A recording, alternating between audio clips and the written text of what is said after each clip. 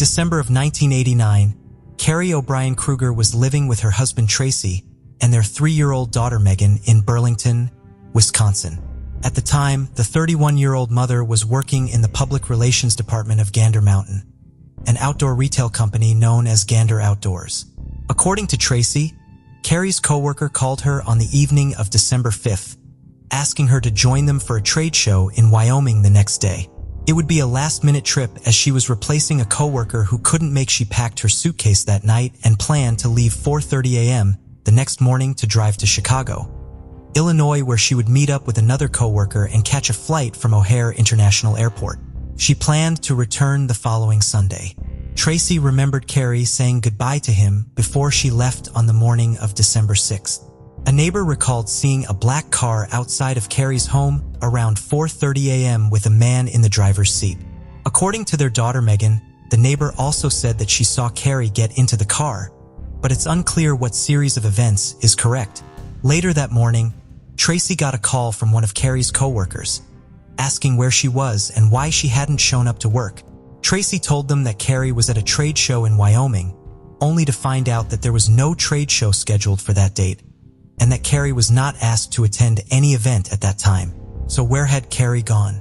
Tracy then called Carrie's sister, Molly, to ask if Carrie was with her, which she wasn't. Molly encouraged Tracy to call the rest of her family and see if Carrie was with them, and then to call the police. But Tracy didn't want to call the police just yet, as he believed Carrie would be back soon. The next day, Tracy went with Carrie's parents to the police station and they officially reported her as missing. During the investigation, the police searched Carrie's home but found no evidence related to her disappearance. Many of her personal belongings were still there, including her brand new makeup, winter coat, and everyday hair tools. They did, however, notice that Carrie and Tracy's mattress was missing. When questioned, Tracy said that he'd bought a waterbed to surprise Carrie with upon her return because she'd always wanted one. Her family found that suspicious because Carrie was very frugal and wouldn't have been happy with the purchase. The original mattress was never located. Friends and family say Carrie and Tracy's marriage was in trouble. There was no evidence of abuse, but Carrie had previously told friends that she was going to consider divorce if things didn't improve. Before Carrie disappeared, Tracy had purchased a truck in their name and didn't tell Carrie about it. They believe Tracy forged Carrie's signature on the loan document and told her it was borrowed from a friend since she wouldn't have agreed to buy it. Some suspect that Carrie found out about the purchase and it caused an escalating fight on the night of December 5th. Their daughter Megan said that she doesn't believe her father was involved in her mother's disappearance. She said that her dad grieved for many years after Carrie disappeared and that he'd been heartbroken. Carrie was a former journalist and an editor for the Burlington Standard Press, and she once wrote a story about changing identities, leading some to believe that she left to start a new life. Megan also said that after reviewing her mother's journal, she believes she left on her own accord. "We really truly believe that she left," she said. "From reading her diaries, and I do understand that the amount I have are from a very young age from her, from middle school through high school. She seemed very depressed." But the rest of Carrie's family doesn't believe she abandoned her husband and daughter. Some believe that she was being poisoned before she disappeared. As Carrie had been having an unknown gastrointestinal issues that doctors could never identify the cause of. Megan has also gastrointestinal issues that flare up when she gets stressed, which she suspects is the same issue her mother had. Carrie's brother Pat said that many family members believe Tracy is responsible. "My sister would not leave Megan," he said. "Everybody believes that he did it, and it is certainly not her fault." The question remains, did Carrie lie about the trade show and leave on her own? Or did Tracy lie about the trade show to cover up a crime? Tracy said that Carrie traveled for business fairly often over the years, and he would take time off work to look after their daughter Megan, but according to Carrie's employer, she had only been scheduled to attend one out-of-town business trip back in 1987. At the last minute, saying Carrie had a chance to go to Alaska on a business trip, so he'd have to watch Megan. But when a friend asked Carrie about the Alaska trip, she knew nothing about it. Carrie's sisters also said that according to phone records, no call came in the night of December 6th from colleagues asking Carrie to join them from the trade show, as Tracy had said. According to Molly, for months after Carrie went missing, Carrie was bloody men's pajama shirt and slippers were found in a neighboring county. Her family didn't recognize the shirt, but Molly said that Tracy was known for wearing pajamas and slippers in a similar style. The analysis concluded that there was human blood on the shirt and that it matched Carrie's blood type, but the shirt was not put into evidence. Tracy took a polygraph test in 1990, which was inconclusive. He was scheduled to take another test, but it was canceled after he was hospitalized due to severe mental health issue, which he claimed caused him to forget the last 10 years of his life. Because of this, he has never been asked to take another polygraph test. Heather Springer of the Racine County Sheriff's Office is the current investigator on the case. She said that when detectives learned that Tracy had replaced the bed and couldn't locate the original mattress, the investigation turned from police suspecting Carrie left voluntarily to suspecting something else. She also stated that in 1992, Tracy's brother confided in someone that Tracy had killed Carrie. The person went to the police and reported it, but Tracy's brother said it was a joke and that he had no knowledge of what happened to Carrie. Investigators also found that Carrie and Tracy were connected to a man who'd been charged with kidnapping and murder in the 1960s.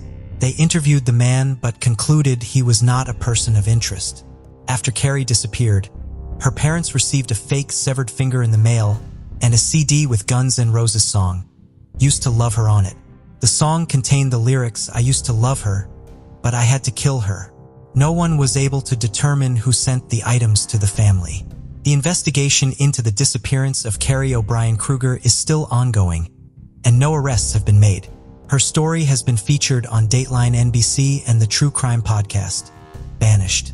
Carrie's family is still hopeful that one day they will have answers. Her sister Molly said, "I love to think that she is out there somewhere, happy and healthy. But in my heart, I know that is not true. We all accepted that a long time ago. If there is someone who knows something, please come forward." Sheriff Springer encourages anyone with information about Carrie's disappearance or whereabouts to contact her directly at the Racine Sheriff's Office or anonymously at Crime Stoppers. What do you think about it? Tell us your thoughts in comments below. Let's continue. It has been over 6 months and friends and family, as well as volunteers, are still combing the Arizona desert in search of 24-year-old Daniel Robinson. Daniel was last seen on June 23, 2021 at around 9:15 a.m. He was leaving a job site in Buckeye, Arizona, where he was working as a geologist. Friends and family described Daniel as a scientist with a passion for adventure. He traveled often, but would always check in with family along the way, which made his disappearance all the more concerning. According to his family, Daniel had plans to visit his family in July and was excited about the meeting. He was seen by federal law enforcement officials cleaning his Jeep that morning and said that Daniel seemed clear-headed. He also spoke with his colleague, Kenneth, at a job site near Sun Valley Parkway on Cactus. Kenneth told police that Daniel was acting strange. During their 15-minute conversation, Daniel reportedly said that things didn't make sense and stared into the distance before leaving abruptly. Kenneth later contacted their project manager Steve, who said no one had seen or heard from Daniel that day. By around 3 p.m., he still wasn't responding to texts or calls from work or family, so Kenneth set out to look for Daniel in the desert. He found tire tracks that he believed to be Daniel's and followed them out west to a large desert area. One of Daniel's co-workers went to Daniel's sister's apartment in Phoenix to check if he was there, but he wasn't. His sister then called their father, David Robinson, who called the Buckeye Police Department to report Daniel missing. But the police had a policy that missing persons could only be reported after 12 hours of disappearing, so he had to wait another 3 hours before calling back and putting in the official report. And then he packed a bag and headed to Arizona from South Carolina to search for his son himself. Over the next few days, the Buckeye police conducted several ground searches and aerial searches near Daniel's job site, searched his apartment, reviewed his financial records, and attempted to ping his cell phone from a location and retrieve GPS data from his Jeep. But there was no sign of Daniel. Police began to question Daniel's mental state for his disappearance. According to reports, all of the posts on Daniel's Instagram profile had been deleted before he disappeared. They also questioned whether a recent romance may have played a factor. Daniel had met a girl while delivering groceries for Instacart. They swapped phone numbers, and according to her, Daniel began to get creepy, and he would show up at her house uninvited and text her that he loved her. She told him to stop, and the day before he disappeared, he sent her one last message that read, "The world can get better, but I'll have to take all the time I can, or we can, whatever to name it. I'll either see you again or never see you again." According to Daniel's sister, he had also started listening to a podcast recommended by the girl, and it changed the way he saw the world. The podcast by spiritual teacher and self-help author Eckhart Tolle showed him how to view things in the world in a positive energy, to avoid negative energy.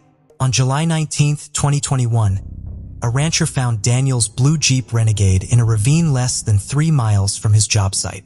The Jeep had rolled over on its side and the airbags were deployed. It also appeared that the sunroof had been kicked out. Inside, there was evidence that the driver had been wearing his seatbelt at the time of the crash. Also found inside the vehicle were several of Daniel's belongings, including his cell phone, wallet, keys, and the clothes that he was wearing on the day that he went missing. Police suggested to David that Daniel might have run away from his family to become a monk or join a cult somewhere, but David didn't buy it. Frustrated by what he believed to be a lack of progress and effort made by the police, David hired former police officer and vehicular crime investigator Jeff McGrath to help him find his son. McGrath's team ran an analysis on the vehicle.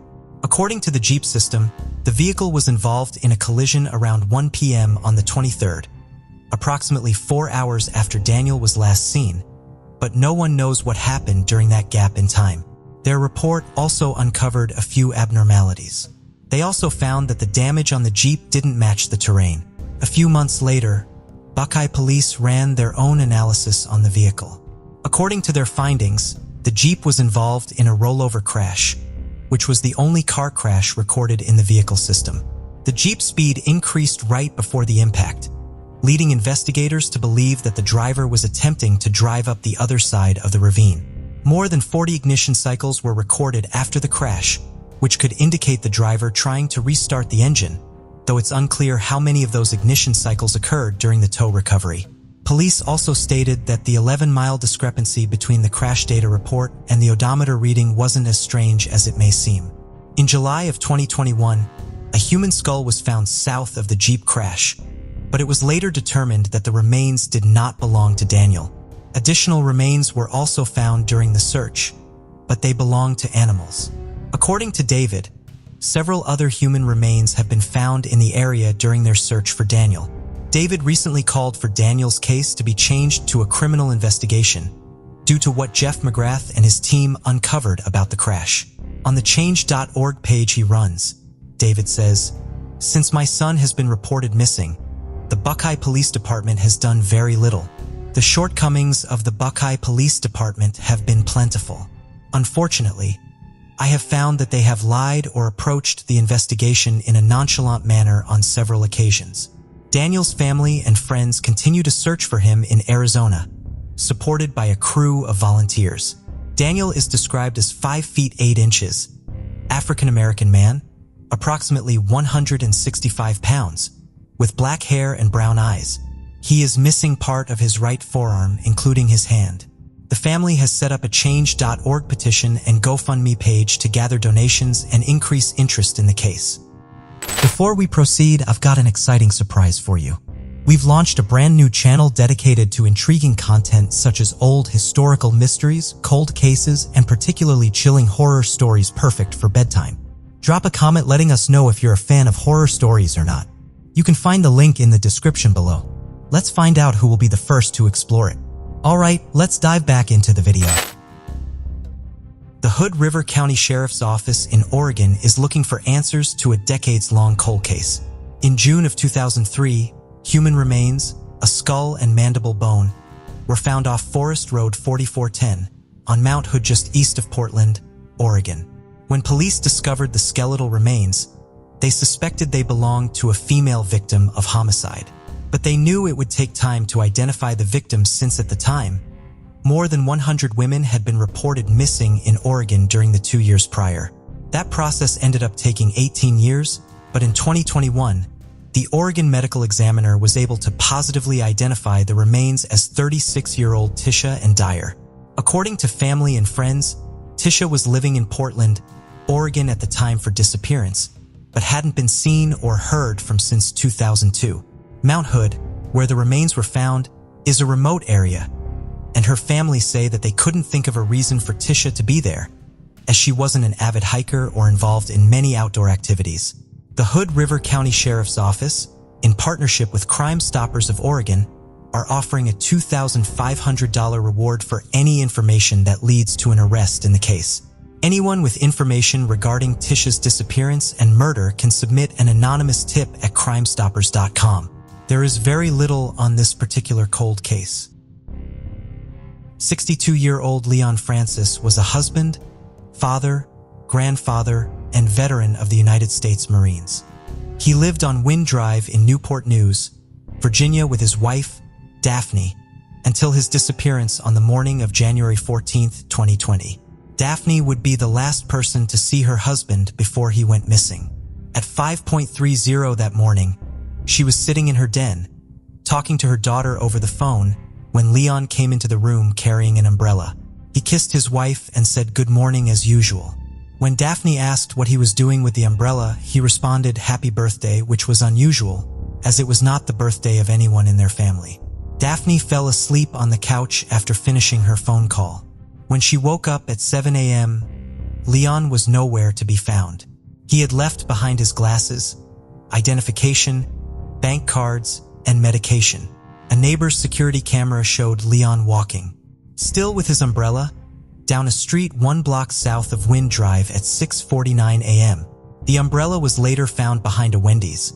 Near the intersection of that road and Warwick Boulevard, Leon had been diagnosed with Parkinson's disease in 2009 and had to take medication 5 times a day. His condition made it vital to locate him immediately so that he could be given his medications. It may also have contributed to why he seemed confused and left his home unexpectedly that morning. While Parkinson's disease is most well known for its physical symptoms, like tremors, it can also lead to cognitive complications. An extensive search for Leon was launched. His family spoke to the local press and used social media to spread the word about his disappearance. They received an outpouring of support from the community, and volunteers organized their own searches and passed out flyers. On Sunday, February 16, 2020, a man and a woman were taking a walk in Lee's Mill Historic Park, on a path that took them along the Warwick River. They saw a man's body floating in the water, approximately 20 feet away from the shoreline, and called the police. When the authorities retrieved the man's body, he was wearing the same clothes Leon had last been seen in, and had Leon's patient identification bracelet from a recent visit to the VA on his wrist. A vigil at a local middle school had previously been organized for that night by the community and Leon's family. The vigil was originally organized in honor of Leon's 63rd birthday, which had been 3 days earlier, and still went on as a night of prayer after the discovery of his body. The body found on February 16th was initially believed to be Leon based on his clothing and the patient ID bracelet. The state medical examiner's office was able to later confirm this identification using DNA, fingerprints, and dental records. According to the Newport News Police, the body had been in the water for some time. On March 13th, the medical examiner in Norfolk announced that Leon's cause of death was drowning with exposure to environmental cold. His death was ruled an accident. While the medical examiner was able to provide Leon's family with some answers, there are still lingering questions in the case, like what Leon was doing in that area and how he ended up in the water. Leon's body was found approximately 1.5 miles away from his home. It is possible that he simply became disoriented and went in the wrong direction as he tried to walk back home. According to Leon's wife Daphne, Leon's legs sometimes gave out from under him, and he occasionally needed help getting up, both as a result of his Parkinson's disease. If he accidentally went off the path towards the marshy area of the river, it is possible he could have stumbled and gotten stuck in the mud, but this scenario remains just a theory. Leon's family held services for him on February 27, 2020, where he was remembered by his friends, family members, and volunteers who had helped search for him. We're so grateful for all the efforts and the prayers and the time that people took away from their families to make us part of their life. Daphne Thomas Francis told the Daily Press, "It's just amazing what people did together." Before we continue, 90% of you haven't subscribed to our channel, so if you like this video, please subscribe. It motivates us to make more content for you. Okay, let's continue. On May 24th, 2017, 27-year-old Zachary Wils left his home in Lompoc, California, en route to his aunt and uncle's home in Las Vegas, Nevada. From there, Zachary would be going with his uncle to Lake Powell to help him do work on a houseboat he owned. Zachary never arrived at his aunt and uncle's home, and no one in his family could reach him by cell phone. His brother reported him missing on May 26th. Zachary's black 1994 Honda Civic was found upside down in a culvert off of Highway 166, east of Soda Lake Road in Maricopa, California. Police believed that the car had been involved in a single-vehicle accident and had not been located during the extensive searches made in 2017 because it had been hidden by dense brush off the side of the highway. However, Zachary's remains were not inside the vehicle, and there were no obvious signs of him nearby. On February 26, 2020, Zachary's mother Elizabeth announced in the Facebook group created to help in the search for her son that recent DNA tests had confirmed that Zachary had died at the site of the accident. Several days after his vehicle was located, one of the searches of the surrounding area had turned up 2 bone fragments. Tests would show that only one of them was human. Zachary's parents provided samples of their DNA to compare to the DNA from the other fragment. This testing would show that the bone fragment belonged to Zachary. With just this one small bone available for post-mortem examination, the cause and manner of Zachary's death could not formally be determined. We don't know how or exactly when he died. There will be a lot of assumptions, but no one knows, Elizabeth Wils said in her statement. Keep his memory alive in your hearts, and may he rest in peace, knowing he was loved. Shortly before 4 p.m. on January 17, 2020, Margaret Helen Becker left her home in Sebring, Florida to run some errands at the nearby Southgate Plaza shopping center. Surveillance footage would later show her inside the CVS pharmacy in the shopping center, where she filled some prescriptions. According to other people inside the store at the time, she appeared confused. She left the pharmacy at 4:48 p.m., and her whereabouts for the next 77 minutes were unknown. She entered the Publix grocery store in the shopping center at 6:05 and purchased some bananas. Surveillance footage from the grocery store shows her looking disoriented and unsteady on her feet. Helen left the Publix at 6:17 p.m. She never arrived home. Authorities attempted to trace her movements using her cell phone, and the OnStar system installed in her blue 2018 Chevrolet Colorado, but were unsuccessful. They believed that activity at the nearby Avon Park Air Force bombing range may have interfered with the signals. The bombing range would later play an important part in the investigation. On the night of January 31st, authorities learned that a blue Chevrolet Colorado had entered the bombing range without stopping at the guardhouse at approximately 7:30 p.m. on January 17th, the day Helen disappeared. According to the person who had been manning the guardhouse at that time, the vehicle had been driven by a woman matching Helen's description, and there was no one else inside of it. The range had no gate or physical barrier to prevent vehicles from driving onto its property. Based on this sighting, a search of the range was organized for the following morning. Several teams covered the various roads and trails throughout the range, and a dive team came in to search the Kissimmee River off of a boat ramp on the range. At 1:50 p.m., divers confirmed that there was a vehicle in the river approximately 30 yards away from the boat ramp. It was Helen's truck. It was still in drive and 3 of its windows were rolled down. Helen's purse and cell phone were inside of the truck, but Helen was not.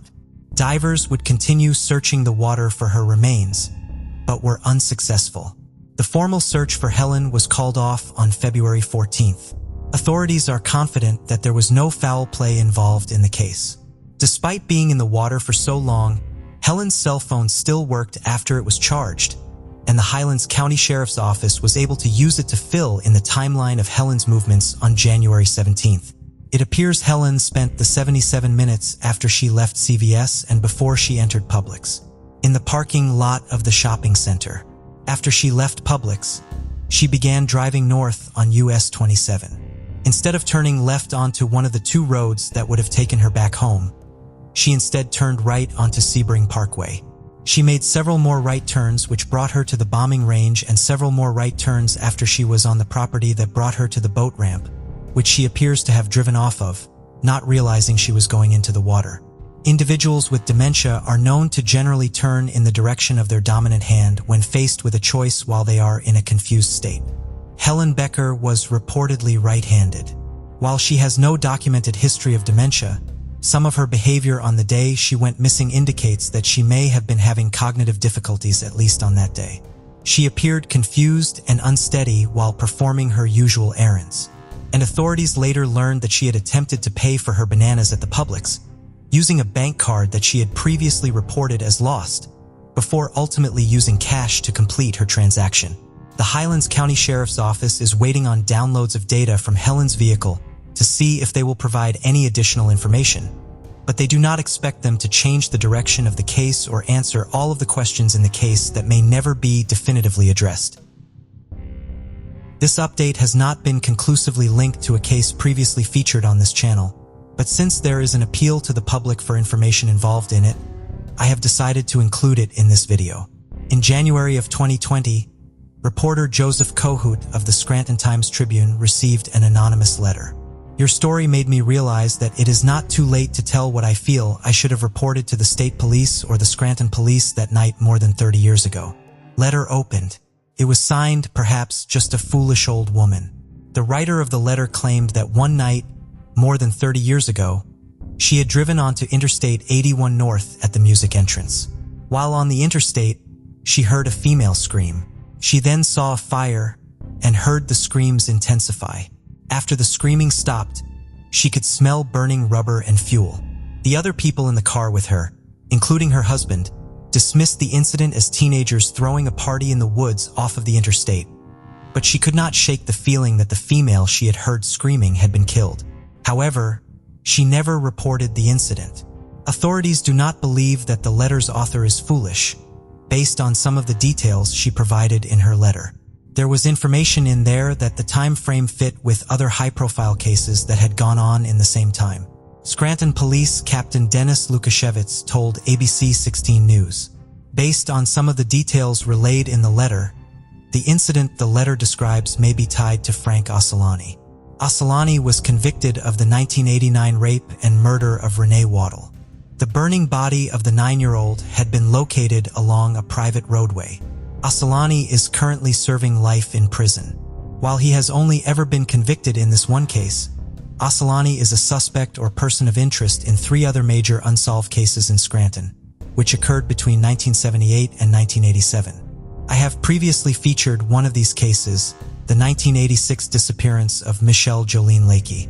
Jolene went missing on August 26, 1986, while walking to her home in Scranton after visiting her mother in the hospital. She may have gotten into a yellow car approximately a block away from her house. Scranton police are asking for the woman who sent the letter to come forward. There has been a lot of construction along the section of I-81 described in the letter, and they need more information from her in order to identify exactly where they need to search and narrow down the timeline in order to determine if what she heard and saw that night could be tied to any of their open cases, including Jolene's. They want her to know that she does not need to be concerned about getting into trouble if she comes forward, and faces no legal action for not reporting what she observed all those years ago.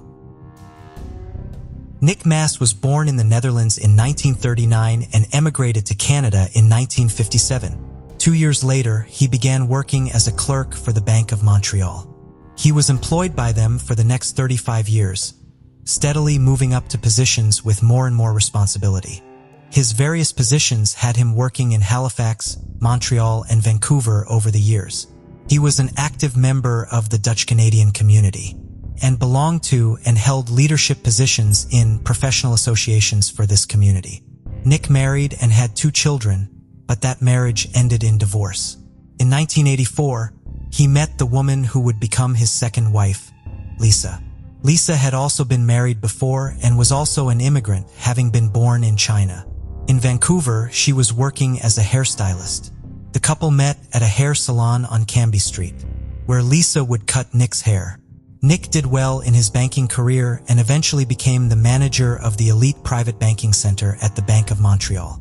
At the beginning of 1994, he retired from his position at the bank but continued to work. He worked as a stock promoter and received a directorship at Turbine Technologies, a publicly traded company that was developing technology to reduce emissions from diesel engines. On August 10, 1994, Nick and Lisa were invited to join some of their friends at the Symphony of Fire fireworks display over Vancouver's English Bay. They had to turn down the invitation because they had a business dinner that evening. Nick was reportedly meeting with a businessman from California who had $10 million he was considering investing in Turbine Technologies. Nick made a reservation for 4 at his favorite restaurant, Trader Vic's in the Cole Harbor neighborhood of downtown Vancouver, for $830 that night for the dinner. No one showed up to the restaurant for the reservation and no one called to cancel it. The staff at the restaurant was surprised by this. They were familiar with Nick because he was a regular customer, and it was out of the ordinary for him to fail to show up for a reservation without at least calling to cancel it. The restaurant employee who took the reservation knew Nick and was able to confirm that it was in fact Nick who called to make it. 2 witnesses would later come forward, placing Nick and Lisa in the area of the restaurant around the time they should have been there for their meeting. Both of these witnesses knew the couple personally and claimed to have seen them on the night of the 10th at the Garden Lounge at the Westin Bayshore, which was next door to Trader Vic's. The couple was allegedly there from 6:30 to 10:30 p.m. According to the witnesses, Nick was drinking a bottle of wine and was dressed in a casual jogging suit.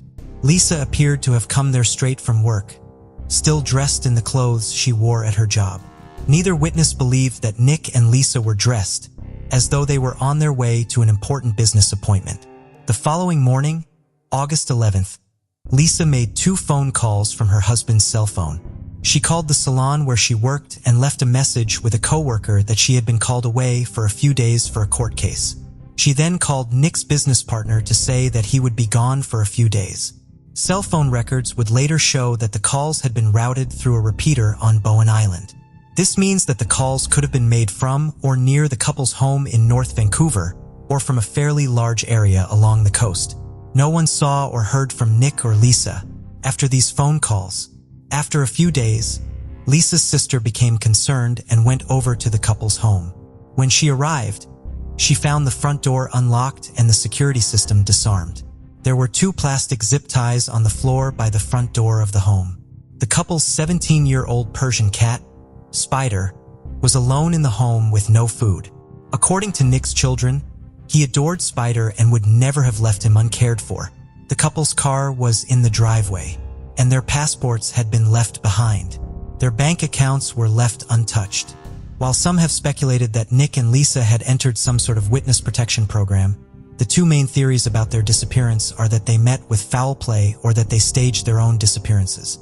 There have been numerous theories about what circumstances could have led to either scenario. Most of these theories could provide potential motives for someone to harm the couple, but could also be reasons why the couple would be fearful enough of being harmed to abandon everything and leave Vancouver. Nick's job with the Bank of Montreal had given him connections in some of the most affluent social circles in Canada, but his business relationships also gave him ties to several financial scandals. One of his associates, Fred Hoffman, conned members of Vancouver's Dutch community out of millions of dollars with a Ponzi scheme. He, along with more than $10 million, vanished in April of 1991. Almost a third of that amount had been taken from a retired anesthesiologist from Seattle, who had been introduced to Hoffman by Nick Mass. Nick had also been a personal banker for Harry Mall. One of Mall's many endeavors had been creating the Pine Ridge Capital Group, which collapsed in 1992. A scandal arose during this collapse when millions of dollars worth of investors' funds went missing. Mall eventually moved to the Cayman Islands. One of Nick's business relationships also had him involved in an active legal case in 1994. Nick and Lisa went missing just before Nick was due to testify against a businessman who had been one of his former clients and was on trial for allegedly stealing $100,000. However, Nick was only an incidental witness, according to Crown prosecutors. His disappearance was still successfully used by the defense lawyers in the case to get a 7-month-long delay in the trial. Nick Mass did appear to be under an unusual amount of stress for most of 1994, according to those close to him. He had become unusually secretive and tense, and appeared to be concerned for his safety. This stress was very apparent to others at a funeral he had attended just before his disappearance. He was reportedly unusually distraught, and said he wanted to get out of town for a while. After Nick and Lisa went missing, authorities also learned that they had made a secret trip to the Cayman Islands in April of 1994. They had not told any of their friends or family members about the trip. During their time there, the couple set up a bank account and had their wills drawn up. Nick's son, who was also named Nick, hired a private investigator named Ozzy Caban to look into his father and stepmother's disappearance. The two men had a falling out after Caban came to the conclusion that Nick Sr. and Lisa had staged their disappearance. He based this belief off of statements from witnesses he would not identify, and a claim that he was able to use his connections to learn that Nick and Lisa's account in the Cayman Islands had more than $100,000 in it. Other reports indicate that the account held $50,000 worth of stocks. Authorities say that they have not found any evidence that Nick and Lisa fled their home to start a new life somewhere else. While Nick's position in the exclusive private banking center of the Bank of Montreal had given him connections to politicians, wealthy businessmen, and multimillionaires, it should be noted that Nick himself was not as wealthy as his clients. His highest annual salary from the bank was reportedly $85,000. While this is certainly not a small salary, and is equivalent to more than $130,000 today, Nick's assets were nowhere near those of the clients whose money he helped manage. Nick and Lisa were hundreds of thousands of dollars in debt between their mortgage, credit card debt, and business expenses. Financial stress is of course a potential motive for Nick and Lisa to have wanted to run away voluntarily, and Nick's position in the financial community may give the impression that he could afford to do so. However, while some of Nick's clients could have certainly financed such an action, it is unclear how Nick and Lisa would have been able to do so. Financial considerations aside, Nick Mass Jr. believes that his father was too straight-laced and conservative to take the sort of risks involved with faking his disappearance and starting a new life. In 2001, he, his sister Tanya, and Lisa's sister Loretta petitioned the courts in British Legally Dead. Authorities also believe that Nick and Lisa were victims of some sort of crime, even though the exact nature of that crime remains unknown. On July 30th, 2019, shortly before the 25th anniversary of the couple's disappearance, the North Vancouver detachment of the Royal Canadian Mounted Police held a press conference with Nick's children, Nick and Tanya, to appeal to the public for information. Perhaps the time that has gone by would allow somebody to come forward now that otherwise might have remained silent in the past, Nick Mass Jr. said at the press conference. Nick and Tanya also announced that they were doubling the amount of the reward they are offering for information in the case from $25,000 to $50,000. Despite the amount of time that has passed since they have seen their father and stepmother, and the fact that they believe them to be deceased, Nick and Tanya still hope to find answers about what became of Nick Sr. and Lisa. Everybody loses their parents at one time in their life, but then you have a funeral and we don't have that, and that part has been extremely difficult. Tanya said at the press conference, "I think it will be the greatest gift we could ever receive closure." Two of her colleagues went to her apartment off of Eldon Dotson Drive to check on her. Inside the apartment, they found Janet's body. She had been sexually assaulted and shot. Investigators followed up on possible leads for years after Janet's death, but could never identify her killer. They were, however, able to collect a DNA profile from samples found at the crime scene and entered evidence into the FBI Combined DNA Index System, or CODIS, in hopes of finding a match to a suspect, but it came up empty. As technology improved, so did investigators' chances of solving the decades-old cold case. In late 2020, a Texas Department of Public Safety grant, called the Sexual Assault Kit Initiative Program, gave Bedford police the funding and resources that would change everything. Investigators got to work bringing in a genealogist and using public records to establish a family tree for the suspect based on the DNA profile collected from the crime scene. They were able to determine the suspect's name and reached out to his relatives, and to confirm the DNA match via kinship analysis completed by the University of North Texas Center for Human Identification. In September, they were able to ID Jeanette's murderer, Ray Anthony Chapa. Chapa lived less than 1,000 feet from Janet, a neighboring apartment complex, but had no known connection to her. He died in January 2021 from a terminal illness. In North Texas and are working with the FBI to uncover other potential offenses. Jeanette's sister Rebecca remembers her as someone who loved to joke around and make people laugh. She hopes the other family members of Chappa's victims find peace and closure. In February of 2018, Patrick D. Laneserta was gunned down at his home in Deltona, Florida. The 25-year-old was newly engaged to his girlfriend, Vidi Devani, and the two were excited to start their life together, especially after the tumultuous relationship Vidi had with her ex-boyfriend, Gregory Bender. Vidi had broken up with Bender, a wealthy hedge fund manager, after discovering he had a wife. Though he claimed the marriage was a business arrangement, made so the wife's child could attend school in a specific district. After Bender and Vidia broke up, she met Patrick, but when Bender found out about their relationship, he began sending threatening texts and voicemails to the couple. The couple was granted a restraining order against Bender, in which he was ordered to surrender his collection of guns. For a few months, the threat stopped, that is until the morning of February 27, 2018, when Vidia received a call from Bender. She didn't pick up but was suspicious of why he'd been reaching out again. He started to worry for Patrick's safety and rushed over to his home, but it was too late. She found Patrick dead from a gunshot wound in his driveway. Padette immediately suspected Bender, but the police had no evidence to arrest him. Then Bender's soon-to-be ex-wife, Damara Sanchez, sent in a tip. She'd heard about the murder on the news and realized it sounded similar to what she found in one of Bender's notebooks. He had written out a detailed plan of how he would kill Patrick and had drawn a map of his property indicating how he would go about undetected. When she confronted Bender about what she'd found, he said the notes were just a fantasy. After receiving this information from Damara, the police had probable cause to search Bender's home. Almost immediately, they found the plan and map in a trash can. Just as Damara described, although the murder weapon was never located, police found ammunition and a shell casing that matched those at the crime scene in Bender's home. According to prosecutors, Bender's lured Patrick to the front door by calling him from a burner phone, pretending to be a delivery man and saying that he had a package for him. When Patrick opened the door, Bender fired. Bender was arrested in connection to Patrick's murder and did not take the stand during the trial. On May 28, 2021, after 2 hours of jury deliberation, he was found guilty of first-degree murder in the death of Patrick de la Cerda. He is currently serving a life prison with no possibility of parole. In 1992, Helen Cardwell was ready to start fresh. The 35-year-old had just moved to Niles, Texas from West Virginia and was living at the Leaning Tower YMCA.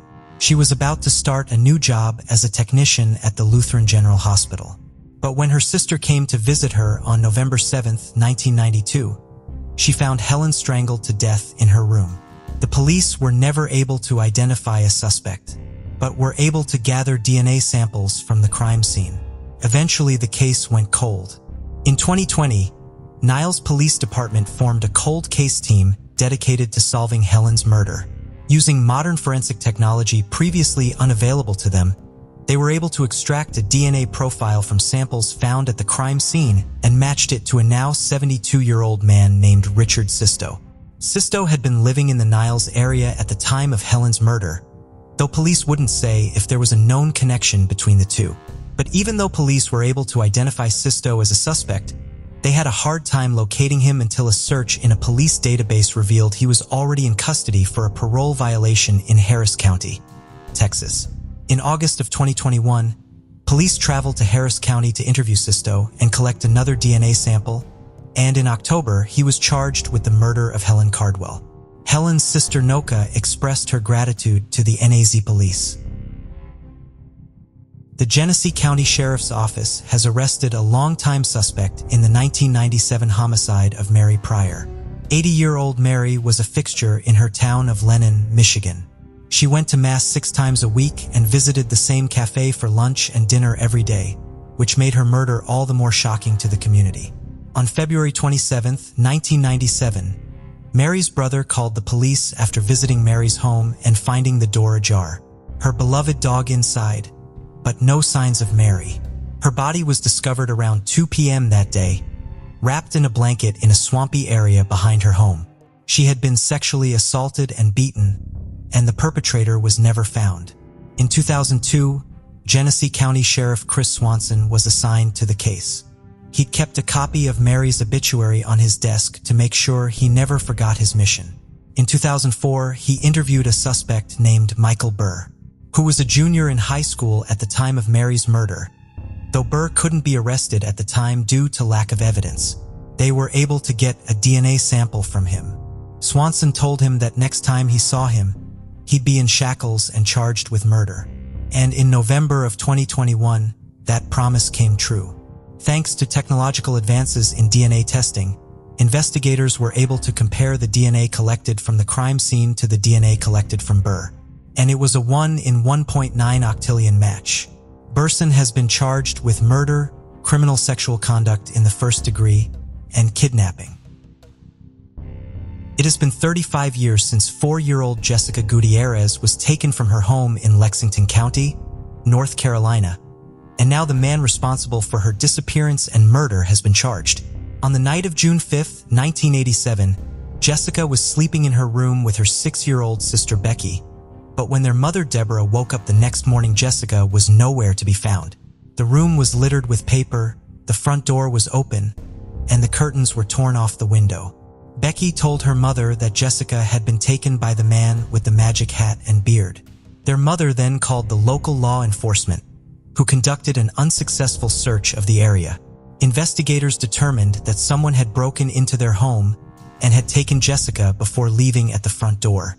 A single fingerprint was found on the windowsill of the bedroom. The fingerprint was later matched to a longtime family acquaintance, Thomas McDowell, after he was convicted of a rape in 1997. He served 10 years in prison for the rape and was released in 1997 and still remained a suspect in Jessica's disappearance. During his time in prison, McDowell allegedly confessed to a cellmate that he kidnapped a girl in Lexington County and that he'd been wearing a tall cowboy hat at the time. The cellmate reported the information to the police, who repeatedly searched the landfill but found nothing.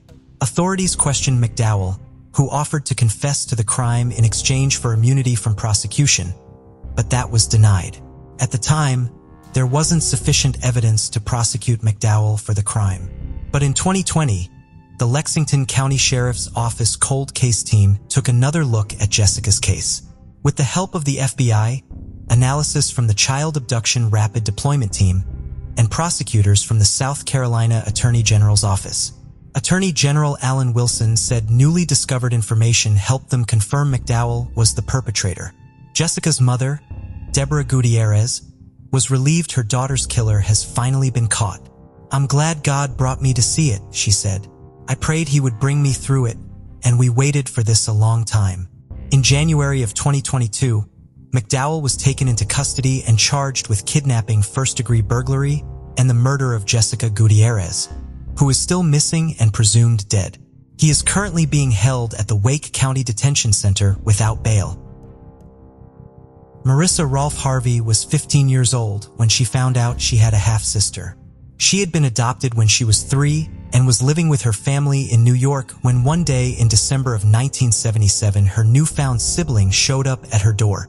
Marissa was thrilled about the discovery and begged her parents to let her visit her sister in San Francisco in the coming spring. They reluctantly agreed, and she flew to the city during her Easter break. Arriving on March 24, 1978, she spent the weekend with her sister and on Monday asked to go horseback riding, which was one of her favorite hobbies. Her friend's sister dropped her off at the Golden Gate Park stables, but they were closed and Marissa was left stranded and alone. When Marissa didn't return home to her sister's apartment later that day, she called the police and reported her missing. The next day, a man found Marissa's body in Sutro Heights Park, less than half a mile away from the stables. According to the coroner, Marissa had been badly beaten and strangled to death. The San Francisco Police Department conducted an exhaustive investigation, but ultimately could not identify a suspect in Marissa's murder. Then, in October 2020, the department's cold case unit reopened Marissa's case. Supported by advanced technology from the department's Forensic Science Division, the police identified a suspect, 76-year-old Mark Stanley Personette from Conifer, Colorado. On December 15, 2021, Personat was arrested by Jefferson County Sheriff's Office in Colorado and held without bail on the charge of being a fugitive of justice. His criminal record included aggravated sexual assault, and the San Francisco Police Department is asking other law enforcement agencies to review similar cold cases in which Personat may be a suspect.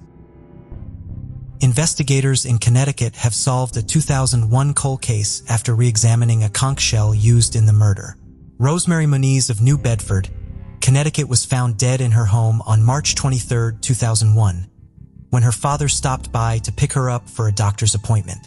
The 41-year-old had been beaten to death with a fireplace poker, a conch shell, and a cast iron fireplace kettle. Since her purse had been emptied out onto the floor and money was missing, police initially assumed it was a robbery, but there were no signs of forced entry. After ruling out 2 suspects, the case went unsolved for almost 2 decades. Then in 2019, the Bristol County's District Attorney's Office and Massachusetts State Police Unsolved Crime Unit reopened the case. Investigators reviewed photos of abrasions and contusions on the victim's face, and they were caused by the conch shell's exterior, and determined that the perpetrator had to have put his fingers inside the conch shell to strike the victim. When they re-examined the conch shell and tested it for DNA, they found a full profile. They uploaded the profile to the National DNA Database, and it led to a match. It was Rose's half-brother David Reed, who was a pallbearer at her funeral. Reed's DNA was already in the database after a 2003 assault and robbery of a different New Bedford woman. He had been arrested and charged for the crime, but he never showed up to trial. In August of 2020, investigators interviewed Reed about Rose's murder. Soon after, he fled his home in Massachusetts and evaded authorities for the next year by traveling across the country. He was eventually located and arrested on September 10, 2021, while he was staying at the Providence, Rhode Island Mission Shelter. In November, he was indicted on charges of murder and armed robbery in connection with Rose's death. He is currently awaiting arraignment. On February 24, 1999, Minnie Sorano, known as Minnie to friends and family, disappeared. That day, the 13-year-old left school as usual and was heading to her home in the Bronx, but she never made it. Her mother reported her missing that night, and soon after, the community began searching for her, putting out flyers with a large reward for information. For days later, a homeless man found her body wrapped in a trash bag inside a dumpster behind a video store, had been strangled, and there were signs of sexual abuse. Authorities questioned family members, neighbors, classmates, and teachers and conducted a nearly year-long investigation, but found no leads. DNA samples were gathered and submitted for tracing with no success. For years, the case went unsolved until 2020, when police used familial DNA technology to crack it. A DNA sample taken from semen found in the victim's sweater was submitted to New York's convicted offender DNA database, and they found a partial match. They built out a family tree based on the results and narrowed down their suspects to 3 relatives, one of whom was a man named Joseph Martinez. When they reviewed the evidence from the case again, they discovered that Martinez was a tenant at Minnie's apartment building during 1999.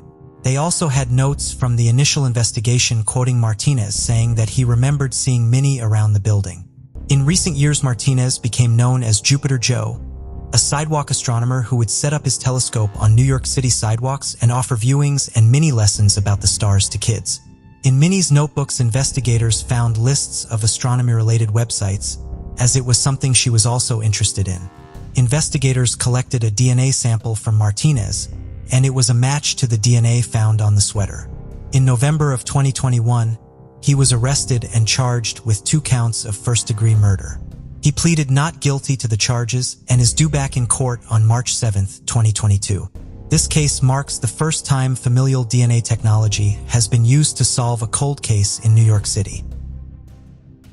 Adam Brundage was a 26-year-old father of 2 living in Quakertown, Pennsylvania.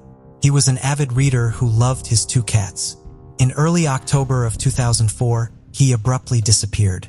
The last confirmed sighting of him was at his workplace, an organic food warehouse in Milford Township, Pennsylvania, on October 1st. He was reported missing several days later to police by his ex-girlfriend, who was the mother of his children. She told them that while Adam generally liked to stay home and keep to himself when he was not at work, it was unusual for him to be out of contact with her. Unable to get a hold of him by phone, she had also gone to his home to check on him, but he had not been there. The usually reliable employee had also begun missing chefs at work. Quakertown police investigated Adam's disappearance, but they ran out of leads to follow by the end of November. The case remained unsolved until January of 2020. On January 21st, Bucks County District Attorney Matthew Weintraub held a press conference to announce that Adam's case was solved. Unfortunately, Adam had gone missing because he had been killed in October of 2004. Authorities had located his remains, and his killer had already been arraigned in the case earlier that morning. Adam had been killed by someone who had been under suspicion ever since he went missing, his roommate Damon Smoot. Adam had purchased the town home he lived in using money he had inherited following his father's death, and had taken Smoot in as a roommate to offset the costs of home ownership. According to DA Weintraub, Smoot was jealous of Adam's possessions and essentially took over his life after killing him. After Adam went missing, Smoot continued living in Adam's house. He also began using all of Adam's belongings and driving Adam's maroon 1997 Mercury Cougar, which had been his prized possession. Smoot told Adam's stepmother that Adams had given him the house, the car, and his belongings, but could never provide any evidence or legal documents supporting this.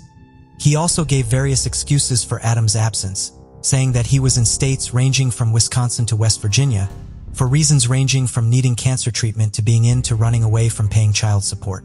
In April of 2019, Adam's case was reopened, and authorities eventually found evidence, which has not been publicly specified, tying Smoot to his disappearance. On January 9, 2020, prosecutors met with Smoot and his attorney in prison, where Smoot was serving a 5 to 10-year sentence for an unrelated assault to confront him with this evidence. At that time, Smoot, in the words of his attorney, chose to unburden his soul and confess to Adam's murder. In 2004, Smoot had been working as a heavy machine operator at the Haynes and Kibble House Quarry in Chalfont, Pennsylvania. Adam needed some sand to fix a grading issue on his property, and Smoot told him to meet him at the quarry after hours to buy some on October 4th. After Adam arrived at the quarry, the two men got into an argument. Smoot retrieved a baseball bat from his vehicle and used it to hit Adam in the back of the head with enough force to cave in his skull. This did not kill Adam immediately, however, so Smoot used his hands to cover Adam's nose and mouth until he stopped breathing. He then buried Adam's body in a berm in the quarry. Smoot provided authorities with the exact location where he had placed Adam's body in the quarry. Even with the specific information and the help of a cadaver dog, it took a full day and night of excavating to remove all of the rock covering Adam's remains and recover them. If Smoot had not chosen to cooperate, Adam may never have been found, both because of how deeply he was buried, and because investigators believed that Smoot had disposed of Adam somewhere on several acres of farmland he had access to, and were planning on focusing their searches for Adam there instead of at the quarry. On January 21st, the morning of the press conference, Smoot was arraigned on one count of criminal homicide at the Bucks County Courthouse. He waived his right to a preliminary hearing, and his bail was set at $1 million. Smoot's lawyers and the district attorney's office have reached an agreement, which has been approved by Adam's family, in which Smoot will plead guilty to third-degree murder and receive a sentence of 20 to 40 years in prison. 57-year-old Naomi Sanders lived alone in apartment 12 of the Oakwood Gardens Apartments in Vallejo, California. On February 26, 1973, she spoke on the phone with one of her friends at 8:30 p.m. She mentioned that she was about to cook her dinner. After hanging up the phone, she began cooking 2 steaks. It is believed that one was for her own dinner and the other was being prepared for her pet poodle Cindy. The steaks would still be on the stove, only half cooked, when another resident of the apartment complex entered Naomi's apartment the following day, around 5 p.m. The neighbor found Naomi's partially nude body on her bed. Cindy the poodle was standing guard over her owner. Naomi's autopsy would later reveal that she had been raped and strangled. Naomi had no known enemies or scorned former boyfriends for police to investigate. She had been employed by the Brooks Security Service for 2 years, leaving her position there just 2 months before her death. Her former supervisor there, a retired police detective, volunteered to help with the investigation, but also said that Naomi had not received any threats while working for him. Naomi had left her job at Brooks after 6 months of trying to balance it with her second job. She worked as the building manager for her apartment complex and had a large cardboard sign with the word open written on it in her front window. Informed passersby that there were apartments available in the complex and that she was available to discuss them. Potential new tenants would routinely come speak with Naomi about the complex, meaning her killer could have faint interest in living at Oakwood Gardens as a means of getting inside her apartment. Naomi's case went cold, and several decades would pass before authorities found new avenues of investigation. In 2014, Naomi's clothes were resubmitted to the California Department of Justice Laboratory for testing. These tests revealed semen stains, from which a DNA profile was developed. Unfortunately, there was no match to the profile in the Cody's database. In 2016, police tried to use familial DNA to identify Naomi's killer. They compared the DNA profile from the crime scene to offender databases first in California and later nationwide, to see if a relative of the contributor of the DNA had committed a crime and therefore had their DNA profile on file. They did not find any such relatives. In 2018, detectives turned their attention to using genetic genealogy to solve the case. While they could not identify any relatives of the killer in offender databases, they still hoped that they could locate some in public genealogical databases. They partnered with Parabon Nanolabs. An analysis completed in April of 2019 identified 2 potential suspects. Detectives traveled to Louisiana, where they covertly obtained a DNA sample from one of these potential suspects from an item they observed him throwing away. Testing on this sample eliminated him as a suspect. Their other potential suspect was deceased and his remains had been cremated, leaving authorities without the opportunity to test his DNA directly. This man did have children, however. They visited one of his sons who lives outside of California, and he provided them with a sample of his DNA. On February 27, 2020, exactly 47 years after Naomi's body was discovered, the Vallejo Police Department announced that they had identified her killer, Robert Dale Edwards. Edwards was 22 years old and living in Vallejo at the time of Naomi's murder. His father was a previous co-worker of hers. He could not be arrested for the crime because he had passed away from a drug overdose in Napa County, California in 1993. He had spent the 2 decades between Naomi's murder and his own death building an extensive criminal record, with charges ranging from assault to driving under the influence to attempted murder. Edwards was identified through his niece, 26-year-old Sophia Edwards, who had uploaded her DNA to the GED-Match database. The young mother and in-home care provider living in Napa, California, barely knew her father and was using the database to try to find out more about her family. The amount of DNA she shared with the profile generated from Naomi's clothing allowed investigators to focus in on her family tree. While Sophia never met her uncle, she did have old pictures of him and was shocked to see his face on the evening news following his identification as Naomi's killer. Edward's son, who provided his DNA to police in order to confirm his father's involvement in Naomi's case, has not been publicly identified. His half-brother, however, has spoken publicly about the case. Robert Edwards is a 42-year-old married father who lives in Fairfield, California. He does not know his half-brother, who provided his DNA to police, and he did not know his father. His mother left his father when he was just a few months old, because of his violent behavior, which she had viewed as a reaction to the time he had spent serving in the Vietnam War. While the younger Robert Edwards knew his father was not a good man, he was still shocked to learn of his involvement in Naomi's case. All this was shocking to me. I knew my dad was not a nice man after the war, but never thought he was a murderer or rapist, he told the Daily News. Naomi had no children of her own, but having 9 brothers and sisters, she has a large extended family. Following the announcement of the identification of Robert Dale Edwards as her killer, 2 of Naomi's nieces released a statement on behalf of their family.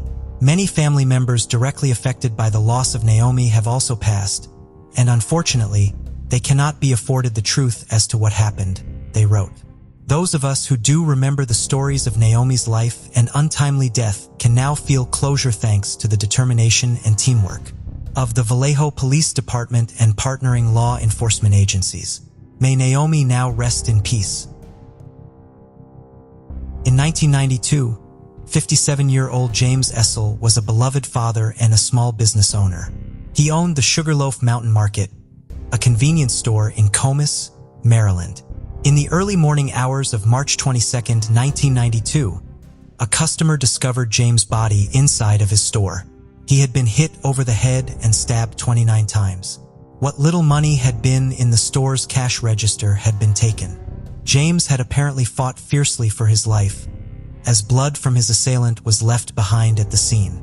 The blood was the only real clue investigators had to work with. Comus was small, rural, and close-knit. The robbery was unusual for the community, and the murder was almost unthinkable. James had only owned his store for less than 2 years, but was already a fixture in the community, which rallied around his memory and his family.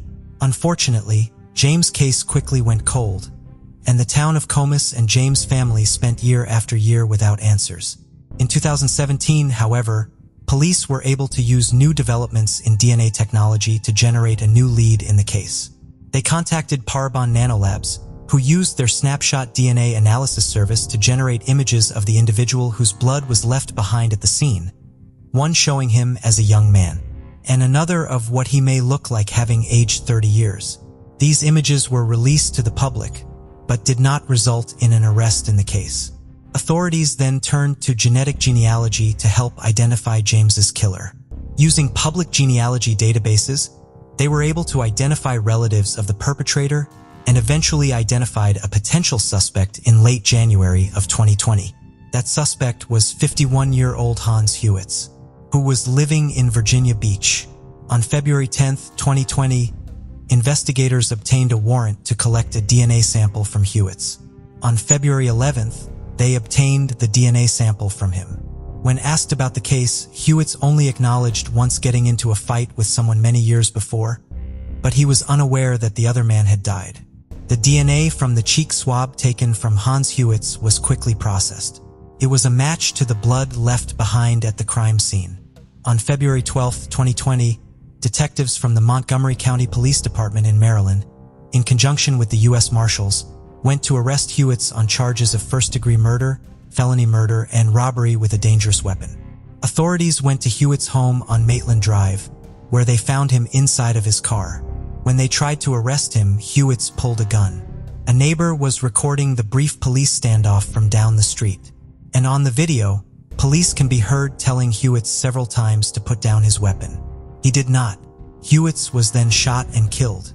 The exact details of the moments before the police decided to fire, and their reason for doing so, have not been released, as there has to be an official investigation into the incident. The detectives involved in the shooting have been placed on administrative leave until the investigation is completed, as is the standard procedure. Is a private investigator and retired Washington, D.C. police officer.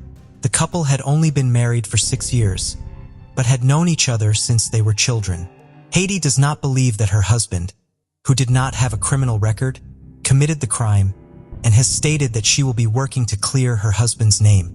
James Essel's family, however, does accept the results of the investigation and the answers they have provided.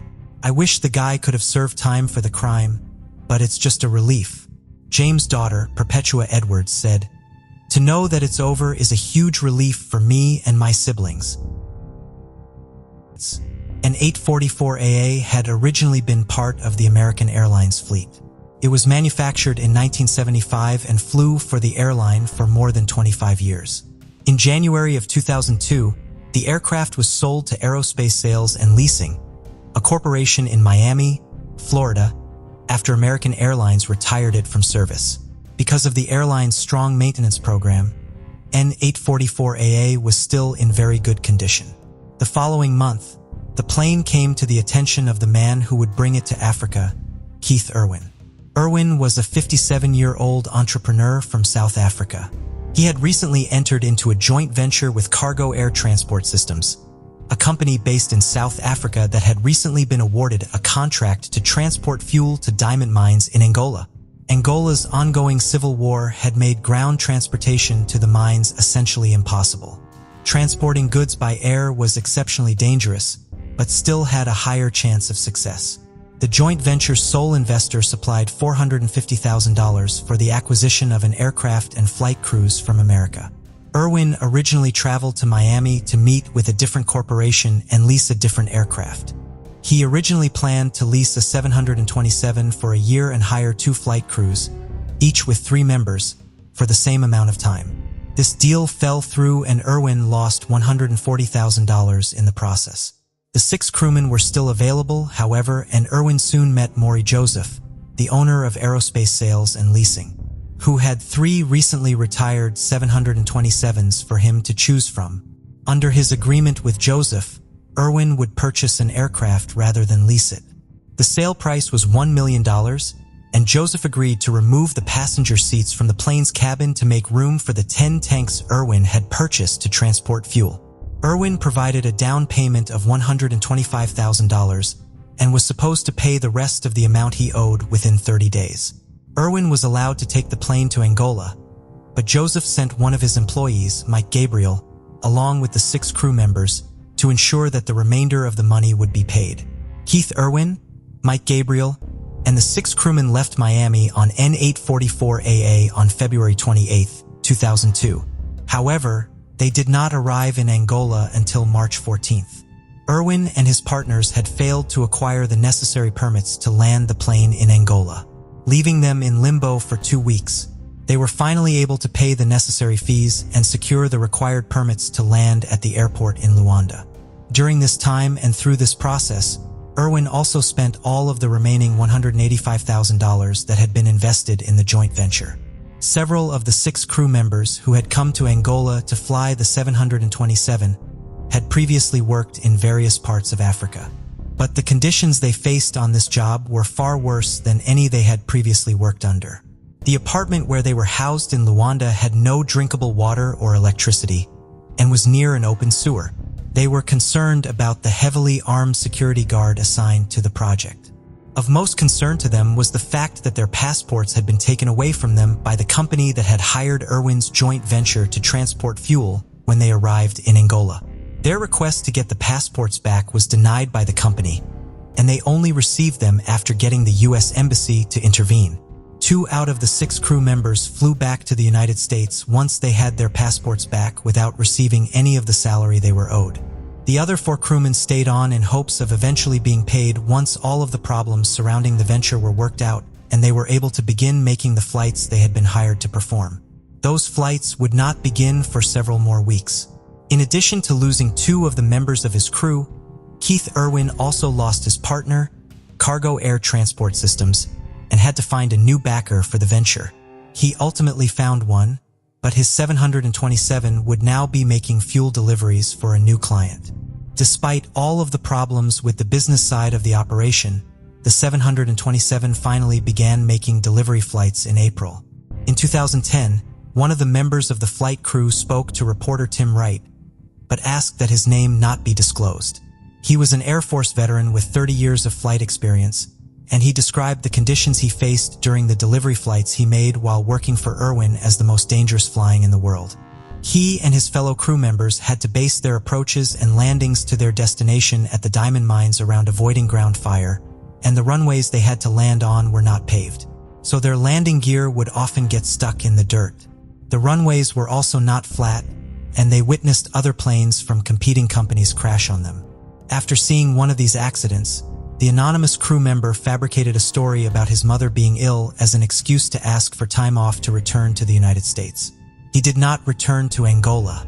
By the end of April, all of the members of the crew had returned to the United States.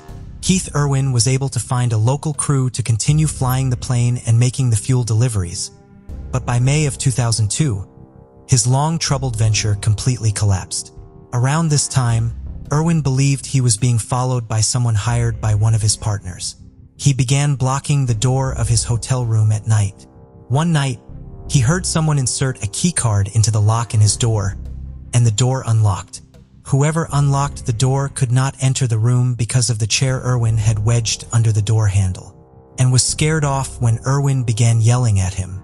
The hotel's night clerk would later admit to hotel security that he had accepted a bribe to provide a copy of the key card to Irwin's room. Irwin left the country the following day, leaving the 727 behind in Angola.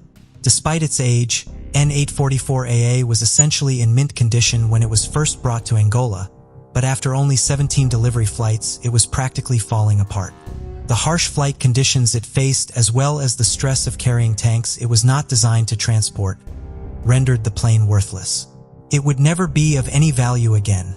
Another one of Maury Joseph's clients would later say, "You can't put water tanks full of fuel in an airplane and expect it to be good. Totally stupid."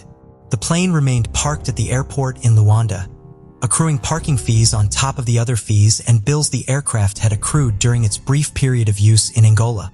Maury Joseph and aerospace sales and leasing also had not been paid. Irwin made 2 payments towards what he still owed on the plane upon his return to Africa, but then stopped sending money before actually paying off the rest of the $1 million he had agreed to pay for the plane. Joseph had fired Mike Gabriel in the midst of all the chaos in the spring of 2002 for failing to secure these payments or bring the plane back to Florida in their absence. Joseph traveled to Nigeria with another 727 he was planning to sell. He brought with him a man named Ben Charles Padilla, who was a freelance flight engineer and aircraft mechanic. Padilla was a native of Pensacola, Florida, and the son of a millwright, and his talent for working with all things mechanical had been clear ever since he was a child. He had an interest in aircraft from an early age and earned a private pilot license in addition to all of his technical certifications. He lived in Florida with his fiancée of 15 years, his stepchild and child, but was often away from home as he worked around the world as a freelancer, usually in locations across Africa and Asia.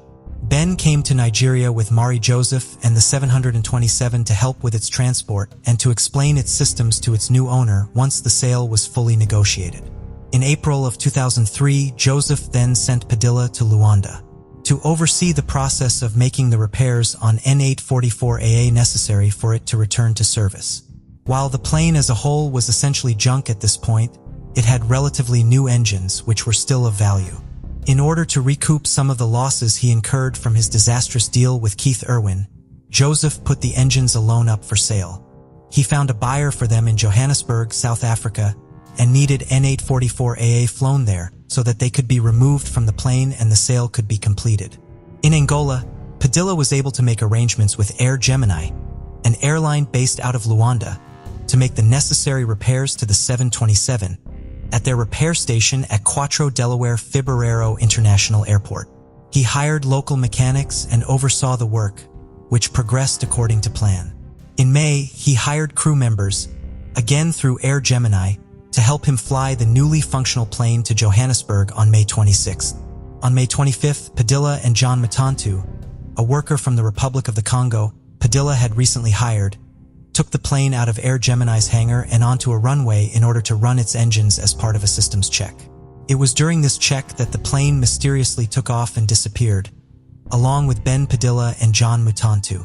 The following day, Marie Joseph was waiting for the plane in Johannesburg when he got an angry call from someone from Air Gemini, demanding to know why the plane had left Luanda ahead of schedule and without the crew that had previously been arranged for the flight.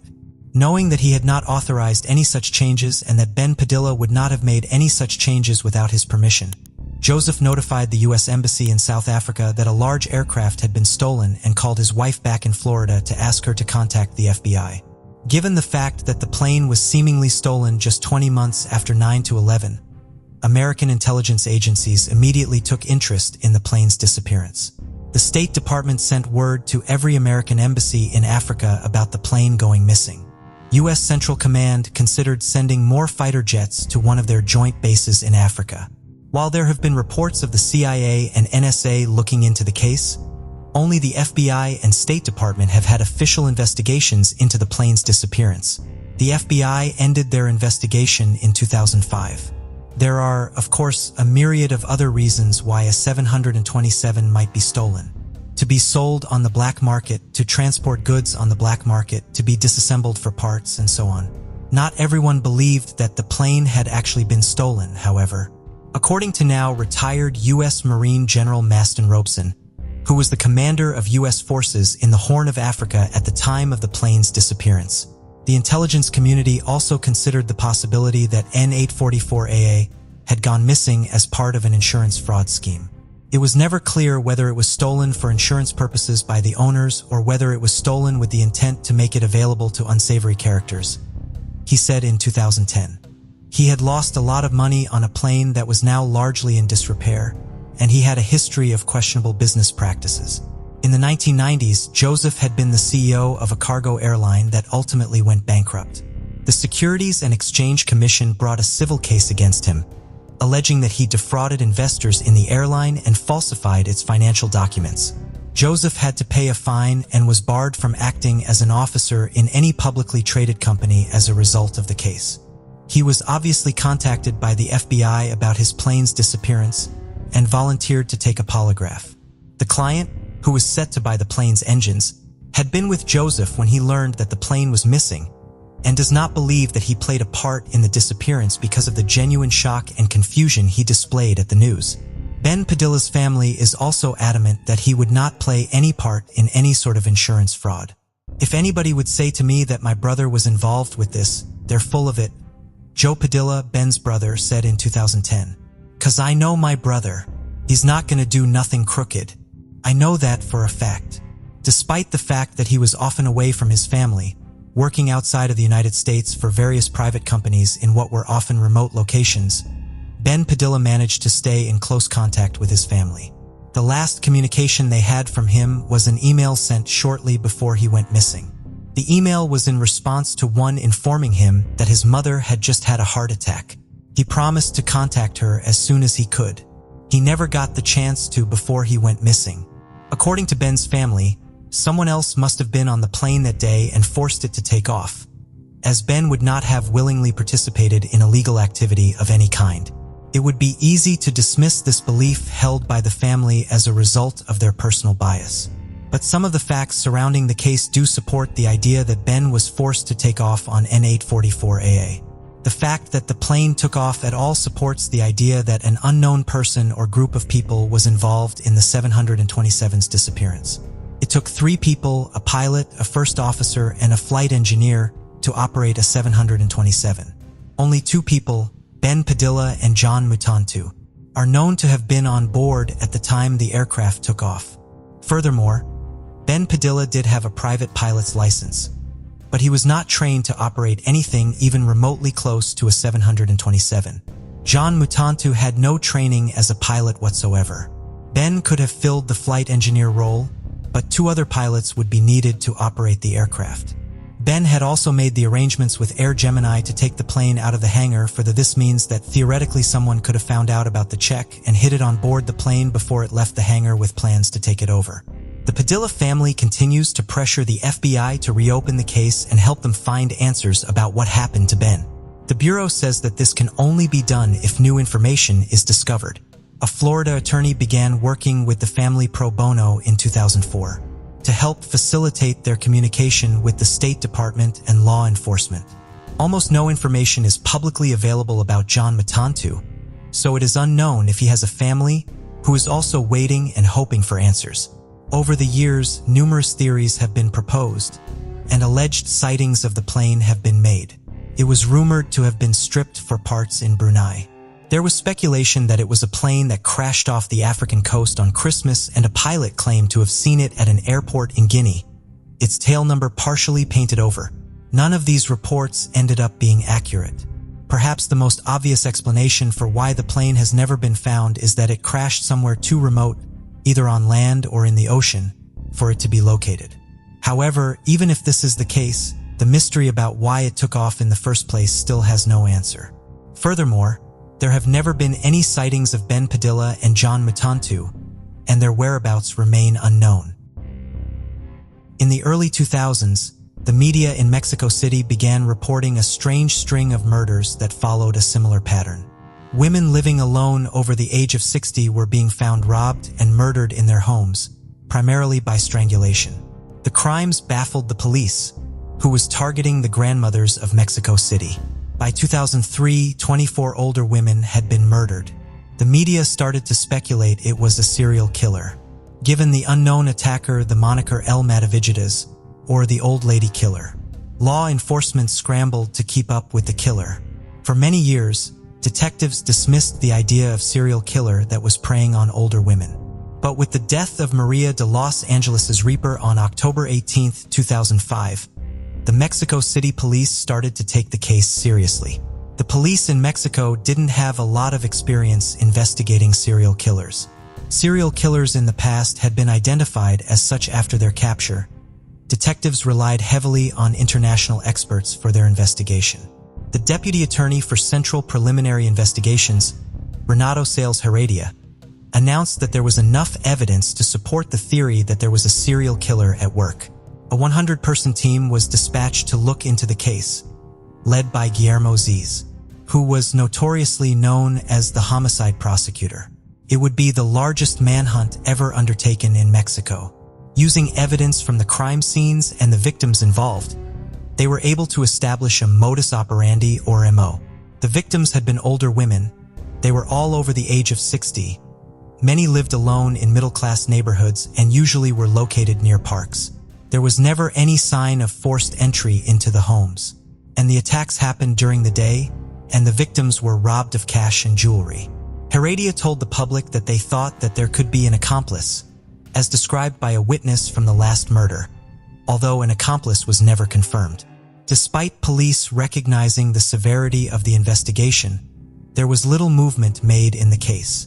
The investigators were able to establish the method by which the murders were being done, but little evidence about the identity of the murderer could be found. One small clue they did find about the identity was a possible written description taken in 2003 from one of the potential cases before it was recognized as part of the string of killings. Due to the strength needed to strangle someone to death, the police speculated that the person they were looking for was a man. They also believed that the killer was posing as some kind of official in order to gain access to the women's home, such as a medical professional or government worker. With little to go on, the murders continued as investigators scrambled to piece together whatever evidence they could. With the murders being officially investigated, people became wearier, and eventually the police were able to collect some eyewitness reports that gave more information about the previous incidences from 2003. With these first-hand accounts, the police were able to create an artist's rendition as well as a plasticine bust of the suspect. The witnesses had stated that they had seen a robust and manly-looking person leaving the victims' homes. The killer was also described as possibly wearing a wig and being quite tall. These descriptions convinced authorities to think that the murderer was a man dressed in women's clothing. The descriptions and renditions were released and then dispersed to police stations throughout the city's 70 sectors. The police also used these sketches to create brochures and posters that were dispersed to the public. Hundreds of tips flooded in with reports of people having similarities to the sketches, and law enforcement interviewed over 300 people, but all were released. The killer was often compared to Terry Poulin or the Monster of Montmartre. In 1987, Terry was arrested and convicted in Paris for the killings of over 20 elderly women. Similar to the unknown attacker in Mexico, there hadn't been any sexual nature to Terry's crimes. Terry was motivated by money. The young man was HIV positive and addicted to drugs. He had murdered the elderly women and robbed them and used the money to throw lavish parties. Knowing he didn't have long to live, he spared no expense on an extravagant lifestyle paid for by the stolen credit cards of his victims. He was arrested when an officer recognized him from a surviving victim's description, and Terry died in prison before his trial. Terry had dressed as a nurse and targeted elderly women. Police in Mexico believed Almadivigidas was also a male serial killer who was dressing as a nurse or some other profession that would elicit trust from the victims. Mexican police therefore modeled sketches after Tyrai based solely on similarities in victims. Due to the comparison to Tyrai, police in Mexico began to round up hundreds of people, and each was interrogated, fingerprinted, and released when it was determined that they didn't match the unknown suspect. The police had also been able to collect a set of fingerprints that matched at 9 of the crime scenes, as well as a shoe print from one of the recent crime scenes to use for comparison. The case continued, But police were only able to piece together a few other facts and a few more pieces of random evidence that led them nowhere. The fingerprints were sent off to a national public security system, but no matches were found.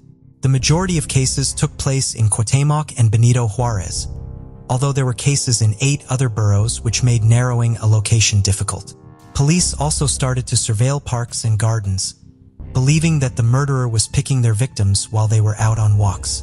It was also rumored that the police were paying older women to act as decoys in the parks to lure the murderer out, but this was denied by officials.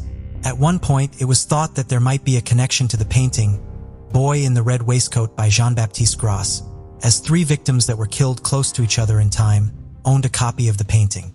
The police also admitted later that it could have just been a coincidence. Investigators also attempted to fingerprint bodies in the morgue to see if they matched those at the crime scenes, thinking that the killer may have committed suicide. They found no print matches, and it was obvious that they were starting to run out of avenues of investigation. Investigators were able to discover that the murders primarily took place on Tuesdays and Wednesdays, helping them to narrow down the habits of their suspect. It was also found that the murder was often spotted wearing red or dressed as a nurse, further supporting the police's theory that Almady Vigitas was acting as a medical officer offering benefits or services to gain the trust of these women. On January 10, 2006, Oliver Guzman Lopez was brought into custody as a possible accomplice while also being held for attempted robbery of an older woman. He was under house arrest while his testimony was being reviewed. It wouldn't be until January 25, 2006 that the true killer was finally found. Returning home, a man who was renting a room from 82-year-old Ana Maria de los Reyes was surprised to see a woman fleeing from his landlady's home. Upon further investigation, he found that Ana Maria had been strangled to death. He quickly called the police and chased after her. The police caught the suspect and were extremely surprised at what they unveiled. The serial killer was in fact a woman by the name of Juana Barraza. Although the police had believed up to this point that the serial killer had been a man, the combination of eyewitness details and her likeness to the artist's renditions they had secured led police to believe it could be her. They immediately took her into custody as they further investigated.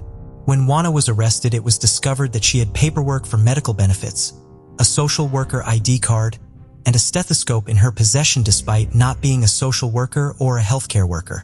She confessed to the murder of Ana Maria de los Reyes, and a media frenzy blew up around her. And photos of her and authorities at the scene of the crime were leaked before she was even fully remanded in custody. During this time, Oliver Guzman Lopez was found to have no relation to Juana and was released. According to the police, Juana would cruise public spaces such as gardens and parks, watching for older women who seemed to be alone, and then she would employ a few different methods of gaining access into their homes. It was also discovered that Juana had suffered a back injury during lucha libre and had been having issues recovering. The injury had been preventing her from competing as often as she needed to make enough money for her family. She had turned to shoplifting and breaking into homes to keep up with bills, but it still wasn't enough, so she started targeting seniors. One of these methods was offering to help with groceries of those walking home from the store, and then, as they talked, offering to do housework for these older women. Also, as previously theorized by police, she would go to women's homes with medical papers, an ID card, and stethoscope while pretending to be a social worker offering free checkups in order to discuss and provide pension benefits. In the case of Ana Maria, Juana had just gone up to her and asked for a glass of water, after which Ana Maria had invited her in.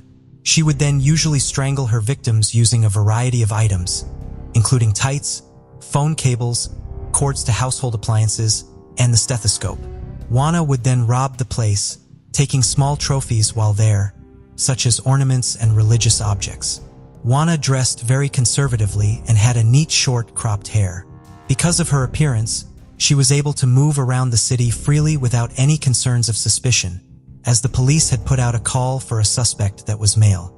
Possibility that a suspect was a woman had completely contradicted everything they had assembled in their investigation. Since citizens were given this information, Juana had little to worry about as she continued to target these older women gaining access to their homes. Juana had even appeared on national television in the weeks before her capture. She was being interviewed for a lucha libre event. Although the program was broadcasted on national TV, No one, not the police or news media or members of the public, identified Braza as appearing very similar to the sketches. Yet, when she was arrested, police officials praised the hard work of all officers involved, dismissing that it had been kind of a fluke of good timing that had led to her capture. The media relished comparing Braza to the composite image models to reflect the killer, particularly the clay bust. Despite evidence tying her to the scene of the other murders, she only ever admitted to the murder of Ana Maria de Letreyes. When asked why she committed so many killings, all she would say is that she had gotten angry. Some claimed that she killed the victims because she needed money, as someone with a history of theft from their victims. Is it bad what you did? Braza answered, yes, it's bad what I did because no one has the right to take the life of someone else. Braza was subjected to numerous psychological evaluations. There had been a strong desire to prove to the people of Mexico that not only was Braza guilty, but she was predisposed to a violent nature. They needed Braza to fit the narrative that they had built with El Mantepejitas to ensure the public that they had the right person. Braza's home was also on the outskirts of Mexico City, in an area known for being a lower-income neighborhood with the usual socio-economic struggles we see in more impoverished communities. It had high rates of crime and lacked infrastructure, and this was used as further evidence to distance Braza from the general public. Juana Braza was a 48-year-old single mother of 4 who lived in Mexico City, doing a combination of street vending and miscellaneous housework to support her family. Her oldest son had died tragically during a mugging when he was only 12. His attackers had killed him using baseball bats. According to her lawyer, Juana stated that she was proud to say she had kept things going on her own. She is proud of being both a father and mother to her children. Neighbors reported that the family was pleasant and kind. Neighbors and those who knew Juana and her family were shocked to discover that she had been the serial killer because they reported the family as being pleasant and kind. In her free time, Juana was a fan of lucha libre, organizing events for small-town celebrations, working as a popcorn vendor, and also participating in the amateur circuit. She performed as a rudo, a wrestler that acts like a bad guy in a match. She went under the name of La Dama del Silencio, or the Lady of Silence. Police asked her about this title, and she stated it was because she was a quiet person that liked to keep to herself. Juana had also described herself as rudo to the core. It was because of this hobby that Juana had the needed strength and technique to strangle people to death, as well as giving her a muscular appearance mentioned in many eyewitness reports. Upon further investigation, they also found an altar to Santa Muerta, a folk saint of death. At the time, the figure was associated with criminals and drug runners. Still, practices around the saint are becoming much more common and have less of a negative reputation as they are seen as the grantor of wishes and psychopomp of sorts. However, when she was arrested, it was used as further proof that she was guilty. In the eyes of the police, it was the saint only criminals associated with. Juana Braza's past is not really confirmed, but according to a few sources and her defense team, she had been born in a village north of Mexico City in the state of Hidalgo in 1956.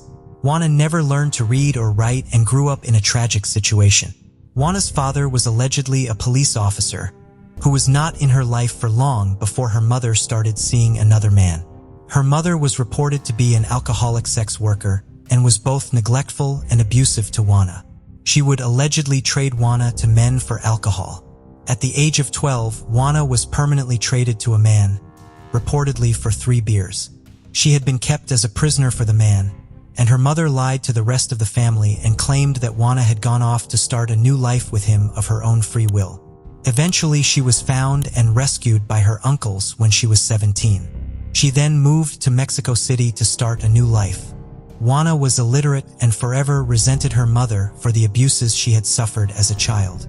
Her mother died when she was 20 years old due to alcoholism. It is due to this past that many believe that she was compelled to commit this murder spree later on. It even had been speculated that Juana's attacks were based on suppressed resentment towards her mother and the treatments she had received. Juana's mother had already passed away by the time of the murders, so through her heinous actions, Juana could live out the revenge that she was never able to get while her mother was alive. And this was a fact that was confirmed at her trial when she told the court, "I got angry. I killed old ladies because my mother mistreated me, bit me, cursed at me, and sold me to an old man." In the spring of 2008, Juana Barraza was sentenced to 759 years in jail for at least 11 of the murders that authorities could find solid enough evidence for. In Mexico City history, with that being said, it is suspected that she had killed up to 40 people going as far back as the late 90s. Juana is expected to serve about 50 years, as under Mexican law you can serve your sentences concurrently. She is now 64 years old and still has a long way to go in her sentence. She has had no further incidences in jail, and she is rarely given interviews to the media. Juana Barraza has since become a folk figure under her moniker La Matafajitas, appearing in television programs based on her story, having a Criminal Minds episode inspired by her, and having multiple songs and ballads written about her. Peggy Cox was dedicated to her family and her faith. The devout Catholic met her husband through a church group, and the couple became the proud parents of 2 daughters and a son. In 1973, Peggy's husband was injured in an automobile accident and went into a vegetative state. In 1977, Peggy made the decision to move her children from their home in South Nashville to Thompson Station, Tennessee, to be closer to family. She was a very active part of her children's lives, teaching them how to swim and making them feel safe enough to talk to her about anything. She did also have to rely on her own parents for help with her children, so that she could also care for her husband until he passed away in 1983. The stresses of providing such intensive care for her husband while also raising their children without him sometimes wore on Peggy, but she relied on her family, her church, and her love of reading to cope with them.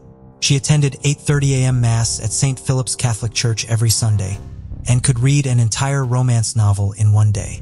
In 1987, Peggy began working at a Hardee's restaurant in Franklin, Tennessee. For a while, she worked there with both her son Jude and her daughter Desiree. Desiree ended up leaving to go work at a local Kmart, but Jude continued working at the Hardee's as a cook. Friends of all 3 of Peggy's children would often go through the drive-thru of the restaurant just to say hello to Peggy while she was working because they were so fond of her. On February 1st, 1991, Peggy and Jude were both working at the Hardee's. Peggy was taking orders at the drive-thru and 20-year-old Jude was cooking just a few feet away from her. At approximately 11:45 p.m., a man ordered a roast beef combo at the drive-thru. Jude began preparing the order as the man drove around to the drive-thru window. Suddenly, Jude heard 2 gunshots. He instinctively dropped to the floor. When he looked over towards the drive-thru window, he saw his mother stumble backwards and fall to the floor. One of the bullets, which had come from a small caliber handgun, had struck her in the neck and entered her brainstem. She was rushed to Williamson Medical Center, but did not survive. Peggy had been murdered on her 49th birthday. Peggy was beloved by those who knew her, and police could not find anyone with a motive to harm her. The main theory they identified was that Peggy was killed in a botched robbery. According to Jude, his mother's killer would not have had enough time from when he placed his order to when the gunshots were fired to both drive around to the window and demand the money. It is possible that the assailant panicked when he arrived at the window and fired immediately without first robbing the restaurant. Several witnesses reported seeing a compact car speeding away from the Hardee's and getting onto Interstate 65 around the time of the murder. These sightings were the main clue in the case, but the car was never located, and Peggy's case soon went cold. In 2011, 20 years after Peggy was killed, Franklin Police Department Detective Darren Barnes requested to take over the case. Because of his position on an FBI task force at the time, he was able to utilize some of their resources in his investigation. In 2013, he was also able to present Peggy's case to the Vidic Society. The society, which only reviews a handful of cases each year, is a group of forensic experts and investigators from a variety of disciplines that provides confidential consultations about cold cases to members of law enforcement. Despite these efforts, and the efforts of Peggy's children to keep her story in the local media, the case has still not been closed. The population of Franklin, Tennessee has quadrupled since Peggy died, but her murder remains the city's only unsolved homicide. A $25,000 reward is being offered in the case. 46-year-old Riswan Danani lived in Washington State, where he owned several businesses and restaurants. He was working at one of these restaurants, a Dairy Queen in Auburn, Washington on March 31, 2016. He arrived at the restaurant around 7 p.m., with plans to be there until 11 p.m. Instead of leaving at that time, he called his family at it instead. He told them that he would need to continue working for a few more hours before returning to his home in an unincorporated area of King County, outside of Redmond, Washington. Surveillance footage shows Riswan leaving the restaurant alone and on his own accord around 2 a.m. He has not been seen or heard from since. Riswan had not been driving his usual vehicle that night, and the vehicle he had used to drive to the Dairy Queen was left behind in the parking lot of the restaurant. Riswan's wallet, with all of his known forms of identification still inside of it, was found inside of the car. Riswan either left on foot or got into an unknown vehicle. When he disappeared, he was also without his jacket and cell phone. 25 hours before Riswan went missing, there had been a fire at another one of his restaurants, the Celtic Bayou, on West Lake Sammamish Parkway Northeast in Redmond.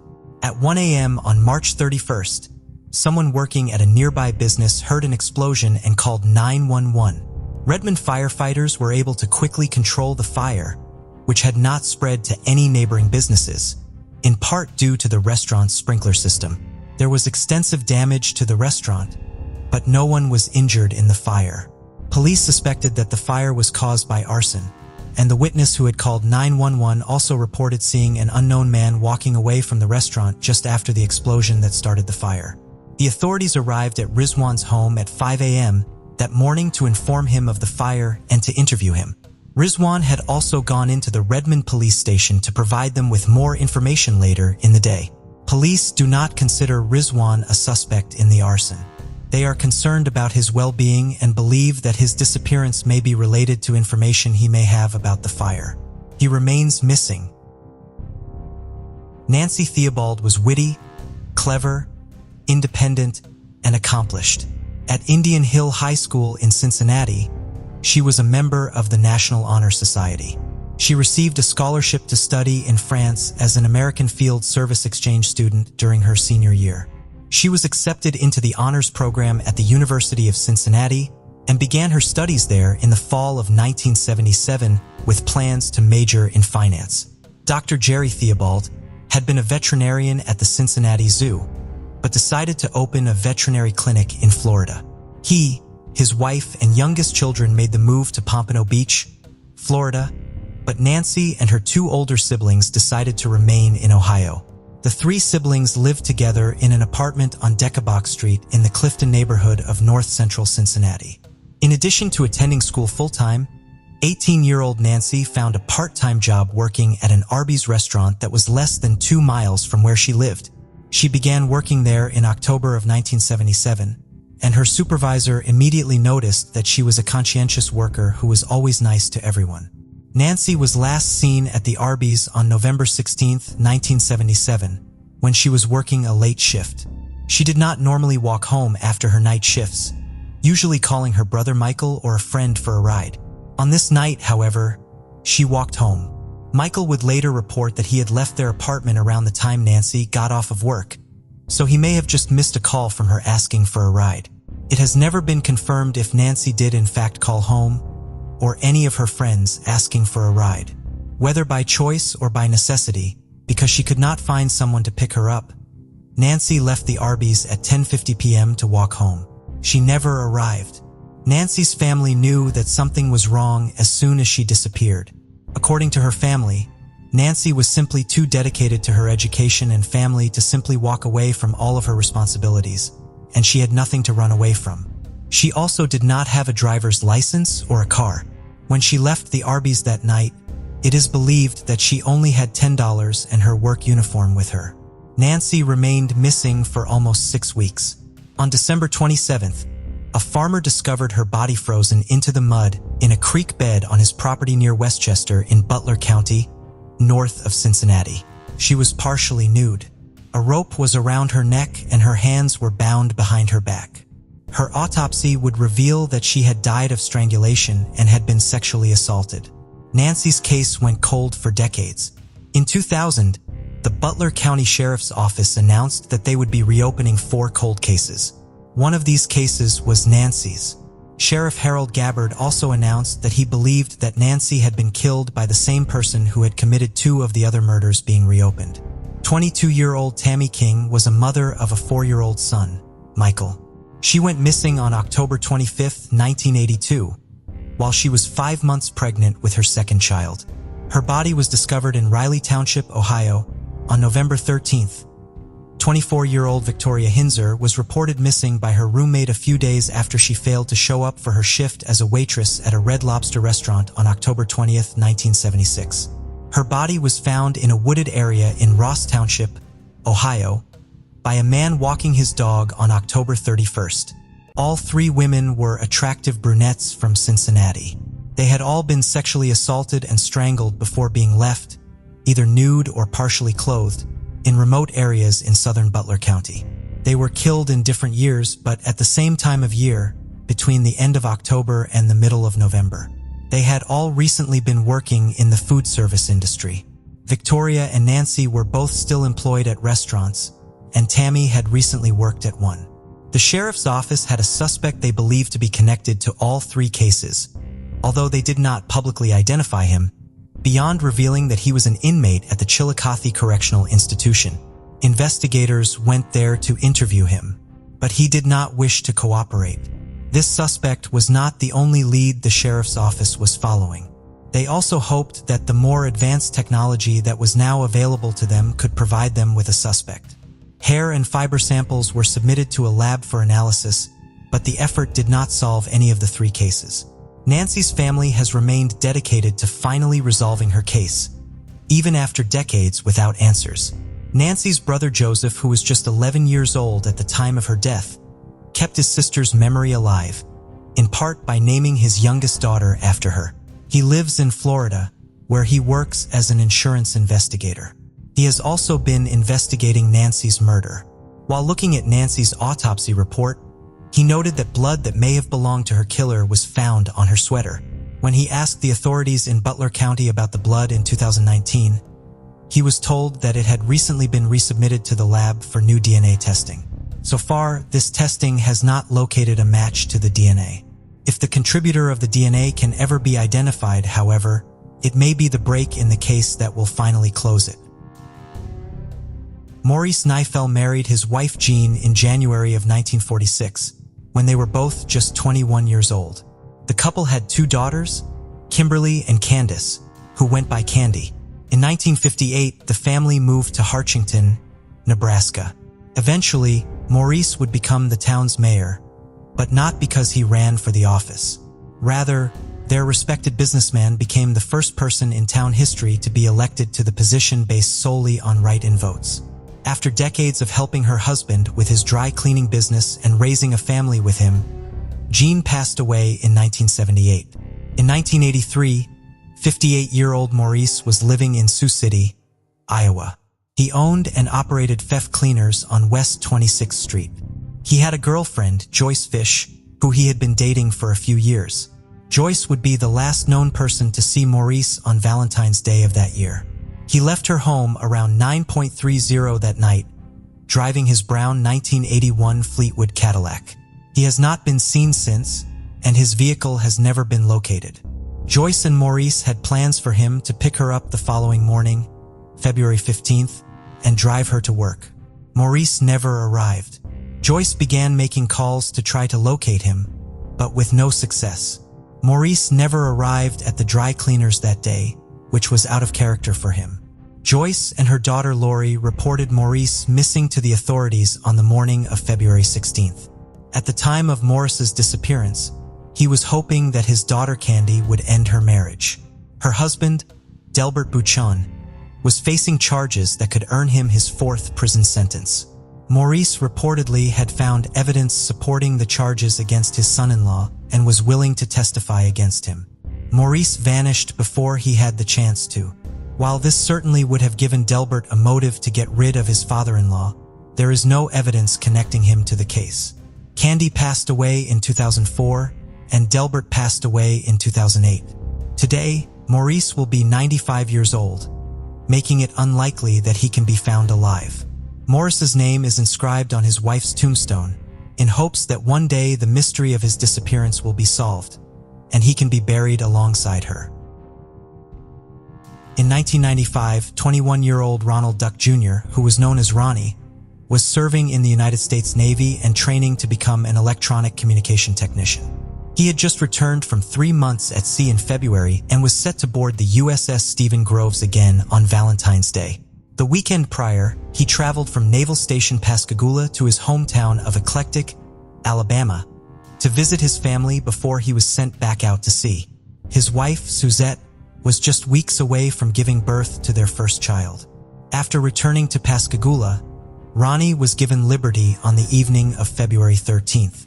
He and one of his shipmates spent the night in Ocean Springs, Mississippi, playing pool at a billiards club. They returned to the naval station at approximately 3:15 a.m. on February 14th. The guard at the station's first gate saw Ronnie in the car with his shipmate when they arrived back. When the car reached the second guard station, however, Ronnie was not in it. Ronnie allegedly got out of his shipmate's car to go speak with someone after passing through the first guard station. There was reportedly a sighting of Ronnie at 3:30 a.m. along the docks around the naval station, just 50 yards away from where he was supposed to board his ship later that day. Ronnie did not report for duty on the ship as scheduled. The Navy initially treated Ronnie as being absent without leave, but his family believed that his disappearance was not voluntary.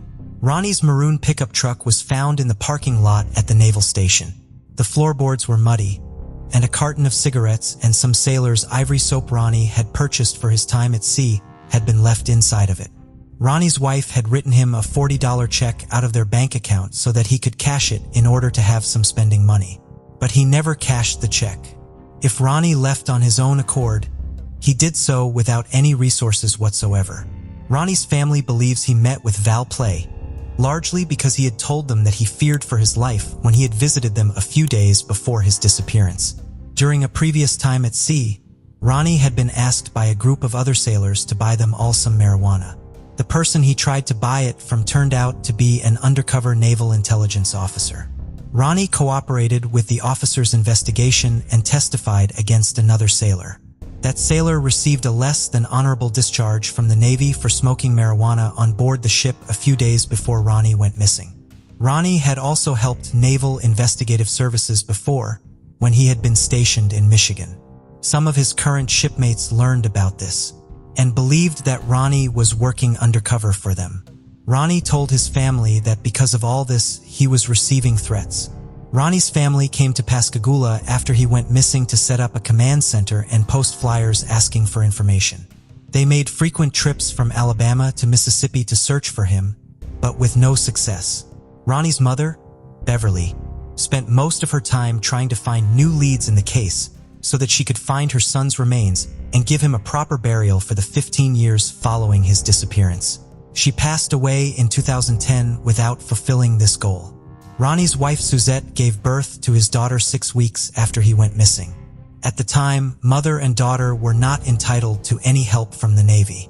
30 days after Ronnie failed to report to his ship, since he still had not been found, he was declared a deserter and his family lost his benefits. The case has since been reclassified by the Navy, and he is considered missing instead of absent without leave. The daughter, Ronnie never had a chance to meet, will turn 25 this year, and lives in Alabama, where she works as a registered nurse. 38-year-old Lloyd Chamberlain lived in Merritt Island, Florida, and worked as a private commercial fisherman. On February 14, 2016, he left Port Canaveral on his Sea Pro Center console boat at approximately 10:30 in the morning with plans to return from his day of fishing by dusk. However, he never arrived home. When it was dark outside and Lloyd still had not arrived home, his friends and family went to Port Canaveral to look for him. There, they found his black Chevrolet Silverado pickup truck and his boat trailer, still parked in the parking lot. They did not find Lloyd or his boat, however. Around 10 o'clock that night, Lloyd was reported as an overdue boater to the Coast Guard. The subsequent search for Lloyd involved the Brevard County Sheriff's Office, the Coast Guard, and the Florida Fish and Wildlife Conservation Commission. At 11:32 p.m. that night, a ping from Lloyd's cell phone placed him 2.5 nautical miles off the shore of Indian Harbor Beach. the Coast Guard sent out a search and rescue boat to the location. At 12:20 a.m., the boat was found coming ashore just a few miles northwest of the location where the cell phone had pinged. Lloyd was not on the boat. The boat had come in at Indian Harbor Beach, and all the items on board were examined. While the boat had taken on a lot of water, it was still seaworthy, and Lloyd's fishing rods were still in their holders. Lloyd's life preserver was still on board, but authorities hoped that he had a life jacket or some other sort of flotation device with him, and was still floating somewhere in the water, waiting to be rescued. Boats and planes searched for Lloyd from Barrow Beach to Flagler Beach, eventually covering an area of more than 5,000 miles. While the ocean had been calm on Sunday, when Lloyd went out, conditions were far more challenging on the following 2 days. Strong winds, rip tides, and high waves complicated the search effort. At 7 p.m. on February 16th, with Lloyd still not found, the search for him was called off. The decision was especially painful for Lloyd's girlfriend of 6 years, Melody, and her 3 children, to whom Lloyd had been a strong father figure. Their father, Melody's husband, had died during a boating accident in the Indian River 8 years before Lloyd's disappearance. Lloyd has still not been located. 70-year-old Yuba Thornton lived in Orchid Springs, Florida with her husband. On the morning of February 14, 1984, she drove him to work in nearby Winter Park, Florida. She did not, however, return to pick him up at 2 o'clock that afternoon as planned, and was reported missing to police. Yuba's 1981 Pontiac was located the following day, stuck in the mud in a rural area southwest of Kissimmee, more than 30 miles away from where she was last seen. The car was locked, and there was no sign of Yuba. Authorities feared that Yuba had somehow become disoriented and exited her vehicle, still in that condition, when she became stuck in the mud. Yuba had a heart condition and required 3 different medications, none of which she had with her when she went missing. Over 100 people were involved in the subsequent search for Yuba. Searching the swampy area near the south end of Lake Topocaliga was a challenge. Helicopters, tracking dogs, an airplane, off-road motorcycles, and 4-wheel drive vehicles were all utilized in the search. Members of the search team also looked for Yuba on foot and on horseback. No sign of Yuba was found during the search. The following month, investigators finally received a new lead when a hunter discovered a purse and umbrella near Lake Hatchnaha, further south from the original search area. Yuba Thornton's identification was inside the purse. This discovery resulted in a new search being conducted. A pair of eyeglasses believed to belong to Yuba was found, but not Yuba herself. She remains missing. Thank you for joining us on this journey into the depths of unsolved mysteries. Cold cases not only challenge our understanding of the past, but also ignite our curiosity and determination for answers. Remember to subscribe to stay updated on our latest investigations. And if you have any information regarding the cases we've covered, don't hesitate to reach out. Together, we can shed light on the shadows of the past and bring closure to those who seek it. Until next time, stay vigilant, stay curious, and never stop seeking the truth.